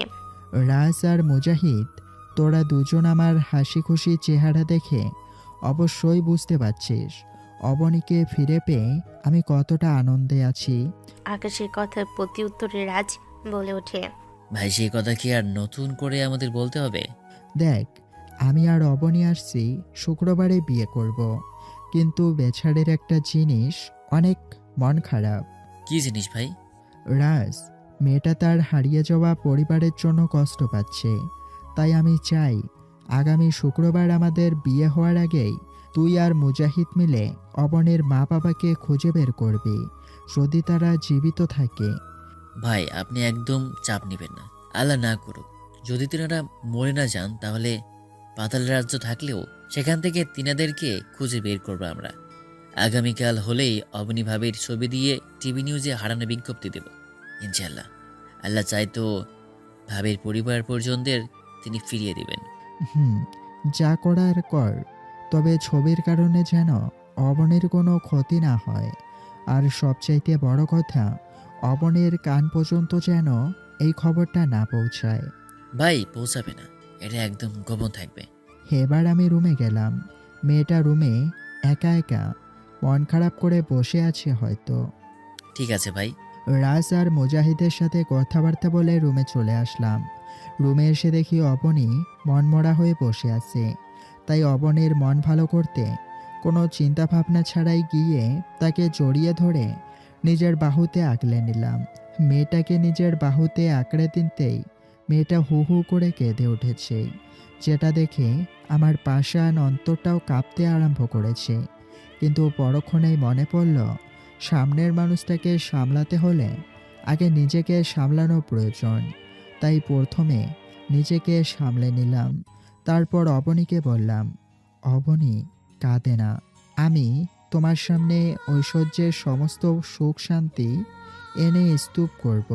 তুমি দেখো তোমার জীবন থেকে সমস্ত কষ্ট মুছে যাবে। প্রিয়, আমার না খুব কান্না পাচ্ছে, কেন জানি। অবনী কাঁদে না, কারণ কিছু মানুষকে কাঁদলে একদম বাজে দেখায়। আর তোমার মতো সাহসী নারীর চোখে যদি জল আসে তাহলে আমাদের কি অবস্থা হবে বলো? আচ্ছা, আমি আর কাঁদবো না, কিন্তু তুই কখনো আমার থেকে দূরে সরবি না। তুই যেখানেই যাস না কেন আমার সঙ্গে করে নিয়ে যাবি। আমায় একদম একা রেখে ঘর থেকে বের হবি না, কারণ কখন তোকে আমার থেকে কে কেড়ে নিয়ে চলে যায় তা উপরবালাই ভালো জানে। অবনের মুখে তুই শব্দটা শুনে অন্তর কাঁপার সাথে সাথে এবার আমার পুরো শরীর কাঁপতে আরম্ভ করেছে। মনে হচ্ছে যেন ইলেকট্রিক ইল আমার শরীরে তার বৈদ্যুতিক শরীরটা ছুঁয়েছে। তবে এবারও হাইপার না হয়ে নিজেকে সামলে নিলাম। আর সামলে নেওয়াটাই বুদ্ধিমানের কাজ। কারণ কিছু সময় প্রিয় মানুষজন তার আপন মানুষটাকে তাচ্ছিল্যের ভাষায় সম্বোধন করে আরও কাছে পেতে চায়। কিছু সময় মানুষ নিজের প্রিয় মানুষটাকে কাছে পেলে আবেগপ্রবণ হয়ে পড়ে। এছাড়াও কিছু মানুষ তো খুশিতে উন্মাদ হয়ে ব্যবহারিক সংজ্ঞাটাকেও ভুলে যায়। অবনীর বেলায়ও তেমনটা হয়েছে। মেয়েটা আমাকে আপনি থেকে তুমি ডাকতেই কত বাহানা করেছে, সেখানে হুট করেই সে আমাকে তুই বলে রাখছে। না, আমার আরও ঘনিষ্ঠতা দরকার। মেয়েটা হয়তো আমাকে হারানোর ভয় পাচ্ছে। কিছু সময় মানুষ অতিরিক্ত খুশির পর্যায়েও আপসেট হয়ে যায়, কারণ পর্যায়ক্রমে খুশির পর দুঃখ আসে, না হয়তো দুঃখের পর সুখ। অবনী আমায় নিজের করে পাবে বলে মাত্রাধিক খুশি হয়েছে, আর সেই খুশির রাজ্যেই হয়তো সুখের পর দুঃখ আসে। সেই ক্রমাগত ভয়ভীতি অবনীর ভেতরে এসে হানা দিয়েছে। সেই জন্যই হয়তো মেয়েটা এমন করছে। মেয়েটাকে শান্ত করতে এবার তার শরীরে স্পর্শ করতে আরম্ভ করলাম। মেয়েটার ঠোঁটে মুখে বেশ কয়েকটা চুমু এঁকে দিয়েছি। আমার উষ্ণতা পেয়ে অবনী একদম শান্ত হয়ে গেছে, কিন্তু দুঃখজনক বিষয় হলো অবনীকে স্পর্শ করে আমার ভিতরে এবার উন্মাদতার সৃষ্টি হয়েছে। হায় আল্লাহ, এবার নিজেকে সামলাবো কি করে? বেশ চিন্তায় পড়ে গেলাম। কিছু সময় চিন্তা করার পর এর কোনো হাল বের করতে পারলাম না, যার কারণে অবনীকে ছেড়ে দিয়ে চট করে তার থেকে দূরে সরে আসলাম। অবনী আমার এমন অদ্ভুত আচরণ দেখে বলতে লাগলো, তুমি আস্ত একটা খচ্চর। কেন অবনী, কি করেছি আমি? তুমি খালি দলবল গ্যাং নিয়ে মারামারি করতে জানো, এছাড়া তোমার মধ্যে অন্য কোনো জ্ঞান বুদ্ধি নেই। অন্য কোনো জ্ঞান বুদ্ধি নেই মানে? বুদ্ধি করে যদি আমায় আরও আগে বিয়ে করে নিতে, তাহলে ব্যাগের মতো লাফিয়ে আমার থেকে অনেক দূরে যেতে হতো না। তাছাড়া এখন নিজের উন্মাদনাকে আটকে রাখতে হতো না। আহারে, বেচারার কি কষ্ট পাচ্ছে রে। বিয়ে না করে এতটা সময় কিছু একটা ভেবে চরম মন খারাপ লাগছিল, কিন্তু বর্তমানে আমার থেকে তুমি ব্যঙ্গর মতো লাফিয়ে দূরে সরে যাওয়া দেখে চরম হাসি পাচ্ছে। মনে হচ্ছে যেন ব্যাগের সার্কাস দেখলাম একটু আগে। অবনীর কথা শুনে রাগে পিত্তি চলে যাচ্ছে, কারণ মেয়েটা আমার দুর্বলতা নিয়ে মজা করছে। এমনিতেই বিয়ে নামক সম্পর্কে আবদ্ধ না হওয়ায় তাকে নিজের কাছে টানতে পারছি না, তার উপরে অবনী আমার সাথে ফাজলামো করছে। রাগে চোখ মুখ লালবর্ণ ধারণ করেছে। এমন সময় অবনী আবার আমায় বলে উঠল, আমি বিয়ের কথা না বললে হয়তো তুমি এই বিষয়টা কখনো নিজে থেকে তুলতেই না। এবার ঠেলা সামলাও, আর পারলে একটা কাজ করিও। আসছে শুক্রবারেও বিয়ে করতে হবে না। তুমি আরও কয়েক মাস সময় নাও। এভাবে আরও কয়েক মাস কাটিয়ে তারপর কোনো এক শুক্রবার ঠিক করে আমায় বিয়ে করে নিও। এমনিতেই তাকে আমার কাছে পাবার নেশায় ভর করেছে, সেখানে সে আমার উপরে মজা নিচ্ছে। দাঁড়াও, তোমাকে দেখাচ্ছি মজা। আর কিছু সময়ের মাঝেই তোমার ভিতর থেকে সমস্ত শয়তান পালিয়ে যাবে। মুহূর্তের মধ্যেই নিজের চেহারায় ডেভিল মার্কা এক্সপ্রেশন এনে অবনীতিকে এগোতে শুরু করলাম। এগোনোর এক পর্যায়ে শরীর থেকে শার্ট খুলে ফ্লোরের উপরে ফিক্কা দিয়ে ছুঁড়ে ফেলেছি, যেটা দেখে অবনী ভয়ে চোখ বড় বড় করে ফেলেছে। অবনীর ভয় পাওয়া চেহারা দেখে মনে মনে বললাম, জানো, এখন আর ভয় পেয়ে কাজ হবে না, কারণ পাগলের মাথায় কোনো ধরনের সিট থাকে না। আর তুমি সেটা জানা সত্ত্বেও পাগলের উপরে মজা নিয়েছ। এবার ঠেলা সামলাও। পাগল এবার বিয়ের আগেই ইতিহাস রচিত করবে। আমি অবনীতিকে যতই এগোচ্ছি ততই সে নিজেকে গুটিয়ে নিচ্ছে। আমি এগোতে এগোতে তার একদম কাছে চলে গিয়েছি। তার কাছে গিয়ে খপ করে তাকে নিজের কাছে নিয়ে নিলাম। মেয়েটার ভারী নিঃশ্বাস আমার মুখে এসে পড়ছে, যেটা দেখে বুঝতে বাকি নেই মেয়েটা প্রচুর ঘাবড়ে আছে। না হয়তো তার নিঃশ্বাসের ঘনত্ব এতটাও হতো না। অবনী ভয়ে আমার শরীরে গুটিসুটি মেরে পড়ে আছে। কোনো ধরনের কোনো সাড়া শব্দ করছে না। তার এমন নীরবতা দেখে তাকে বললাম, কি মহারানী, এখন চুপ হয়ে গেলেন যে? এতটা সময় তো বেশ বক বক করছিলেন, তার উপরে আমাকে নিয়ে মজাও নিচ্ছিলেন। আমি নাকি ব্যাঙের ন্যায় লাফিয়ে সার্কাস দেখাচ্ছি? কই, এখন কাছে আসায় চুপ হয়ে গেলেন কেন? তুমি কাছে আসার আমার ভেতরের জটলা পেকে গেছে। তোমার কথার প্রত্যুত্তরে কি বলবো বুঝে উঠতে পারছি না।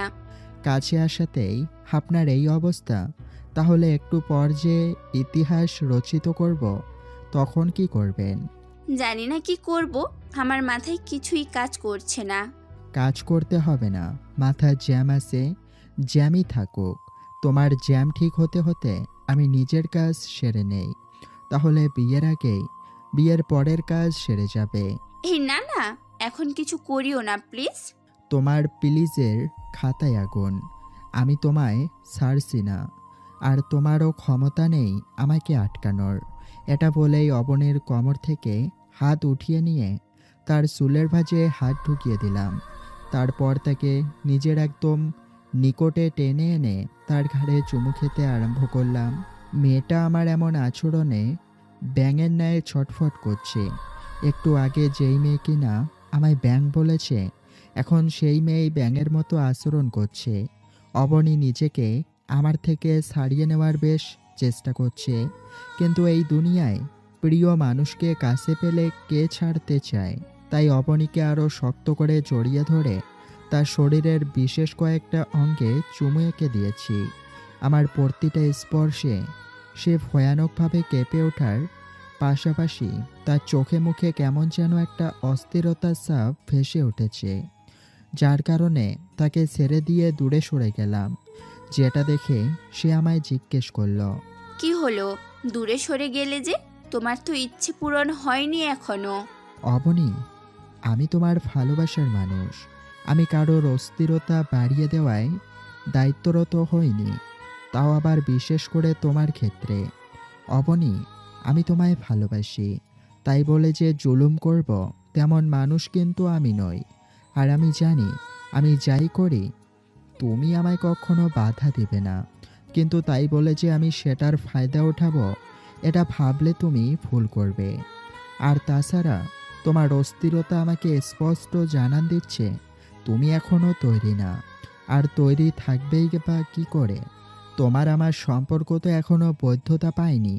বৈধতা পেলে না হয় অস্থিরতার বিষয়টাকে এগিয়ে যেতাম, কিন্তু বর্তমানে সেটা করার কোনো মাধ্যম নেই। আগে বৈধতা দেই, তারপর বৈধভাবেই স্পর্শ করব। আর সবচাইতে বড় কথা, আমি তোমার সাথে এতটা সময় দুষ্টুমি করেছি, আমি তোমায় স্পর্শ করেছি, সেটা সত্যি ছিল। তবে স্পর্শ ছাড়া আরও অন্য কিছু করব, সেটা জাস্ট ফান ছিল। তুমি প্লিজ কিছু মনে করিও না। আমি জানি তুমি এমন কিছু করবে না, তবে যদি করতেও চাইতে তাহলে আমি তোমার শত অস্থিরতাকে এক সাইডে রেখে তোমার মুখে হাসি ফোটাতাম। অবনী, তোমার ভালোবাসার কখনো কেউ পরিমাপ করতে পারবে না। আমি তোমার মতো একজন মানুষকে নিজের জীবনে পেয়েছি, কপালের জোরে। আচ্ছা যাকগে, এখন এসব কথা বাদ দিয়ে ঘুমিয়ে পড়ো। ঘুমাবো, তবে একা নয়, তোমাকে সঙ্গে নিয়ে। আচ্ছা ঠিক আছে, চলো আমিও তোমার সাথে ঘুমাবো। অবনী আর আকাশ একসাথে ঘুমানোর জন্য শুয়ে পড়ে। অন্যদিকে ক্রাউন সবার চোখের ঘুম হারাম করার জন্য মরিয়া হয়ে গেছে।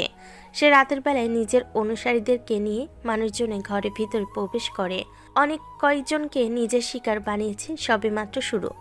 আগামীকাল রাতে কোন কালবৈশাখী নেমে আসে তা আল্লাহ তাআলাই ভালো জানেন। এক রাতে অসংখ্য মানুষকে মেরে ক্রাউন সেই কফিনের ভেতর চারকোনা বাক্সের ভিতর ঢুকে পড়ে ঘুমানোর উদ্দেশ্যে। তার অনুসারীরা তাকে ঘুম পাড়িয়ে দিয়ে তারাও নিজেদের আত্মগোপন করে ফেলে। দেখতে দেখতে সকাল হয়ে এসেছে। সকাল হতেই সংবাদপত্রে এবং জায়গায় জায়গায় হইচই শুরু করেছে, কারণ ক্রাউনের রাতের ক্রিয়াধারায় অসংখ্য মানুষ মারা গিয়েছে, যার জন্য তাদের আত্মীয় স্বজনরা হইচই শুরু করেছে। সবাই সরকারকে দোষারোপ করছে যে সরকার কোনো পদক্ষেপ না নিয়ে নিজেদের সুরক্ষা ব্যবস্থা ঠিকঠাক রেখে চুপচাপ যে যার মতো পড়ে আছে। ক্রাউনের এই হামলার বিষয়টা পুরো শহরে হইচই ফেলে দেয়। উচ্চতর কর্মকর্তা তানভীর সাহেব নিজেকে নিয়ে মানুষের মুখে উল্টাপাল্টা মন্তব্য শুনে রাজকে ফোন দেয়। রাজ তানভীর সাহেবের ফোন পেয়ে রিসিভ করে সরাসরি আকাশের কাছে ধরিয়ে দেয়। তখনই তানভীর সাহেব আকাশকে বলে, ভাই, যার সম্পর্কে জানিয়েছে সে নাকি একজন ডেমন হান্টার। তারা নাকি ভ্যাম্পায়ারের বিরুদ্ধে লড়াই করে আর মানুষকে তাদের হাত থেকে বাঁচায়। যেমন ডেমন হান্টাররা নাকি আমাদের কিছু পুলিশ অফিসারের সামনে এসেছিল। তারপর সেই ডেমন হান্টার তার বিষয়ে পুলিশ অফিসারকে বলে। আমি সেই পুলিশ অফিসারের মাধ্যমেই ডেমন হান্টারের সম্পর্কে মাত্র অবগত হয়েছি। ভাই, শহরের যেই ভয়ানক অবস্থা, তাতে করে তো মনে হচ্ছে ভ্যাম্পায়ার আমাদের ক্ষতি করার আগেই মানুষের টর্চারেই আমরা মারা যাব। সবাই আমাদের নিয়ে নানান রকমের কথাবার্তা বলছে। ভাই, আপনি দয়া করে আমাদেরকে এইসব থেকে উদ্ধার করেন।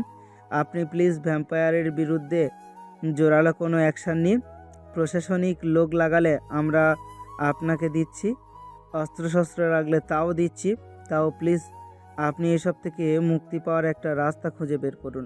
তানভীর সাহেব, আমি বা আমরাও কিন্তু হাত পা গুটিয়ে বসে নেই। একে একে দুবার তাদের সাথে লড়াই হয়েছে আমাদের। প্রথমবার আমরা তাদের কোনো ক্ষতি করতে পারিনি, কারণ আমাদের কাছে তাদেরকে মারার মতো অস্ত্র ছিল না। তাই আমরা তাদেরকে মারার জন্য এক নতুন অস্ত্র বানিয়ে দ্বিতীয়বার তাদের সাথে লড়াই করেছি। তখন তারা এক রকমের পরাজয় হয়েছে আমাদের কাছে। পরাজয় হওয়ার পর তাদের সম্প্রদায়ের নেতা আমাদের বলেছে তারা আর অন্যায়ভাবে মানুষের উপর হামলা করবে না। কিন্তু তারপরেও গত রাতে মানুষ মেরেছে কেন, সেটাই বুঝে উঠতে পারছি না। ভাই, ওই সকল নিকৃষ্ট প্রজাতির ভ্যাম্পায়ারের কথা এবং কাজের কোনো বিশ্বাস নেই। তারা আপনাকে কথা দিয়ে তারপরে মানুষের উপর হামলা করেছে। গত রাতে ভ্যাম্পায়ারের আক্রমণে কয়েকজন মারা গিয়েছে। তাদেরকে নিয়ে ছোটোখাটো একটা জরিপ করা হয়েছে। আমি সেই জরিপে দেখলাম 117 জনকে ভ্যাম্পায়াররা গত রাতে মেরেছে। ঠিক আছে, আমি বিষয়টা দেখছি। আপনারা আপনাদের মতো নিরাপদে থাকুন। ঠিক আছে ভাই, ফোন রেখে দিচ্ছি, ভালো থাকবেন। আকাশ উচ্চতর কর্মকর্তা তানভীরের সাথে কথাবার্তা বলে ফোন রেখে দেয়। সাথে ফোন রেখে দিয়ে সে বেশ চিন্তায় পড়ে, কারণ ভ্যাম্পায়ারের কথা দিয়েও মানুষের উপর হামলা করেছে। তাই সে অবনীকে বলে, অবনী, এখন কি করা যায়? কি আর করা, তাদের উপরে আবার হামলা করব আমরা। অবনী, এভাবে আর কত? এবার হামলা করলে 3 বার হবে, কিন্তু তারা প্রতিবার কোনো না কোনোভাবে বেঁচে যাচ্ছে। প্রিয়, তাদের উপরে হামলা করে তাদেরকে না মেরে ফেলা ছাড়া আর কোনো রাস্তা নেই। আমাদেরকে তাদের উপরে আবার হামলা করতে হবে। তবে তুমি এবার চিন্তা করো না, আমরা এবার পুরো প্রস্তুতি নিয়েই তাদের উপরে হামলা করব। আর এবারের হামলাটাই শেষ মনে করো। তারপর পৃথিবীর বুকে আর ভ্যাম্পায়ারের কোনো ছিটে ফোঁটাই থাকবে না। বড় বড় দানব আকৃতির পশুরা যেমন বহুকাল আগে বিলুপ্ত হয়ে গেছে, ঠিক তেমনইভাবে ভ্যাম্পায়ারও বিলুপ্ত হয়ে যাবে। তুমি খালি একটু ধৈর্য ধরো। তবে হামলাটা আজ করব না, আমরা হামলা করব 2 দিন পর। আগে আরও ভালো করে দেখি তারা কি করতে চায়। অবনী, এই 2 দিনে যদি তারা আরও মানুষকে মারে? তুমি তানভীর সাহেবের মাধ্যমে আল্ট্রাভায়োলেট কিরণের সিরাম দ্বারা তৈরি কিছু অস্ত্র দেশের সৈনিকের হাতে পৌঁছানোর ব্যবস্থা করো। আর তিনাকে বলে দিবে আগামী 2 দিন যেন সৈনিকরা এই অস্ত্র নিয়ে পাহারায় থাকে। তাহলে ভ্যাম্পায়ার আর কারোর ওপরে আক্রমণ করতে পারবে না। ঠিক আছে, আমি তোমার কথা মতোই কাজ করছি। অবনী আকাশকে যেভাবে সেভাবে বলেছে, সে ঠিক সেভাবেই কাজ করে। তানভীর সাহেবকে ফোন দিয়ে আল্ট্রাভায়োলেট কিরণের অনেক কয়টা অস্ত্র সঁপে দেয় আর বলে এসব নিয়ে সৈনিকরা যাতে রাতের বেলায় অলিতে গলিতে পাহারায় থাকে। তানভীর সাহেব আকাশের বলা কথা অনুযায়ী সৈনিকদের হাতে অস্ত্র পৌঁছে দিয়ে তাদেরকে ফুল নাইট শহরের নজরদারি করতে লাগিয়ে দেয়। দেখতে দেখতে রাত হয়ে এসেছে। সৈনিকরা মাগরিবের আগেই ডিউটিতে লেগে গেছে। অপরদিকে মাগরিব পেরিয়ে অন্ধকার হতেই ক্রাউন কফিন থেকে বেরিয়ে আসে। কফিন থেকে বেরিয়ে এসে রাজা তার অনুসারীদেরকে নিয়ে গড অব ভ্যাম্পায়ারের মহলে চলে যায়। কিন্তু মহলের প্রহরীরা ক্রাউনের অনুসারীদেরকে ভিতরে ঢুকতে দেয় না। তবে ক্রাউন সোজা মহলের ভিতরে প্রবেশ করে, কারণ তাকে আটকানোর ক্ষমতা কারোরই নেই। ক্রাউন সোজা মহলের ভিতরে প্রবেশ করে গড অব ভ্যাম্পায়ার লিঙ্কন বাদে বাকি আরেকজন যিনি আছেন তিনার কক্ষে প্রবেশ করেন। তিনার ঘাড়ের মধ্যে কামড় বসিয়ে দেয়। কামড় বসিয়ে দেওয়ার পর গড অব ভ্যাম্পায়ারকেও রুস্তমের মতন সেই একইভাবে মেরে ফেলে।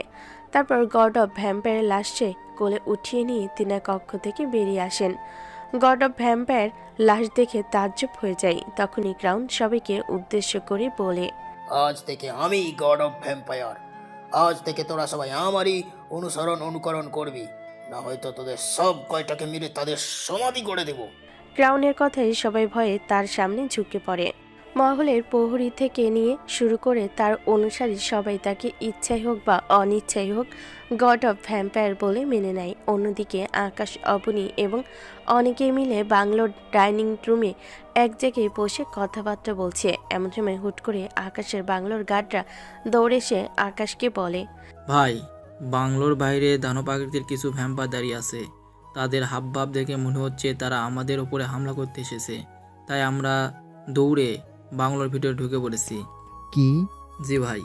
গার্ডের কথা শুনে সবাই চটজলদি আল্ট্রাভায়োলেট কিরণের অস্ত্র শস্ত্র নিয়ে বাংলোর বাইরে ভ্যাম্পায়ারদের দিকে ছুটে যায়। বাংলোর বাইরে ছুটে গিয়ে দেখে বিশাল আকৃতির ভ্যাম্পায়ারগুলো তাদের সামনে সত্যি সত্যি দাঁড়িয়ে আছে, আর তাদের সাথে লিঙ্কনও রয়েছে। লিঙ্কনকে দেখে আকাশ এবং অবনীর মাথায় আগুন ধরে যায়, কারণ এই বাটপাটটা তাদেরকে কথা দিয়ে বাটপারি করেছে। তাই সবাইকে রেখে তারা দুজন মিলে লিঙ্কনের দিকে এগিয়ে যায়। আকাশ লিঙ্কনের কাছে যেতেই কোমর থেকে আল্ট্রাভায়োলেট কিরণের তৈরি মিনি পিস্তলটা বের করে। তারপর লিঙ্কনের সামনে গিয়ে লিঙ্কনের দিকে সেটা নিশানা করে ধরে। তখনই অদ্ভুতভাবে লিঙ্কন আকাশের সামনে ঝুঁকে পড়ে এবং তার সাথে বিশাল আকৃতির ভ্যাম্পায়ারগুলো আকাশের সামনে ঝুঁকে পড়ে, যেটা দেখে আকাশ এবং বাকি সবার হুঁশ উড়ে যায়।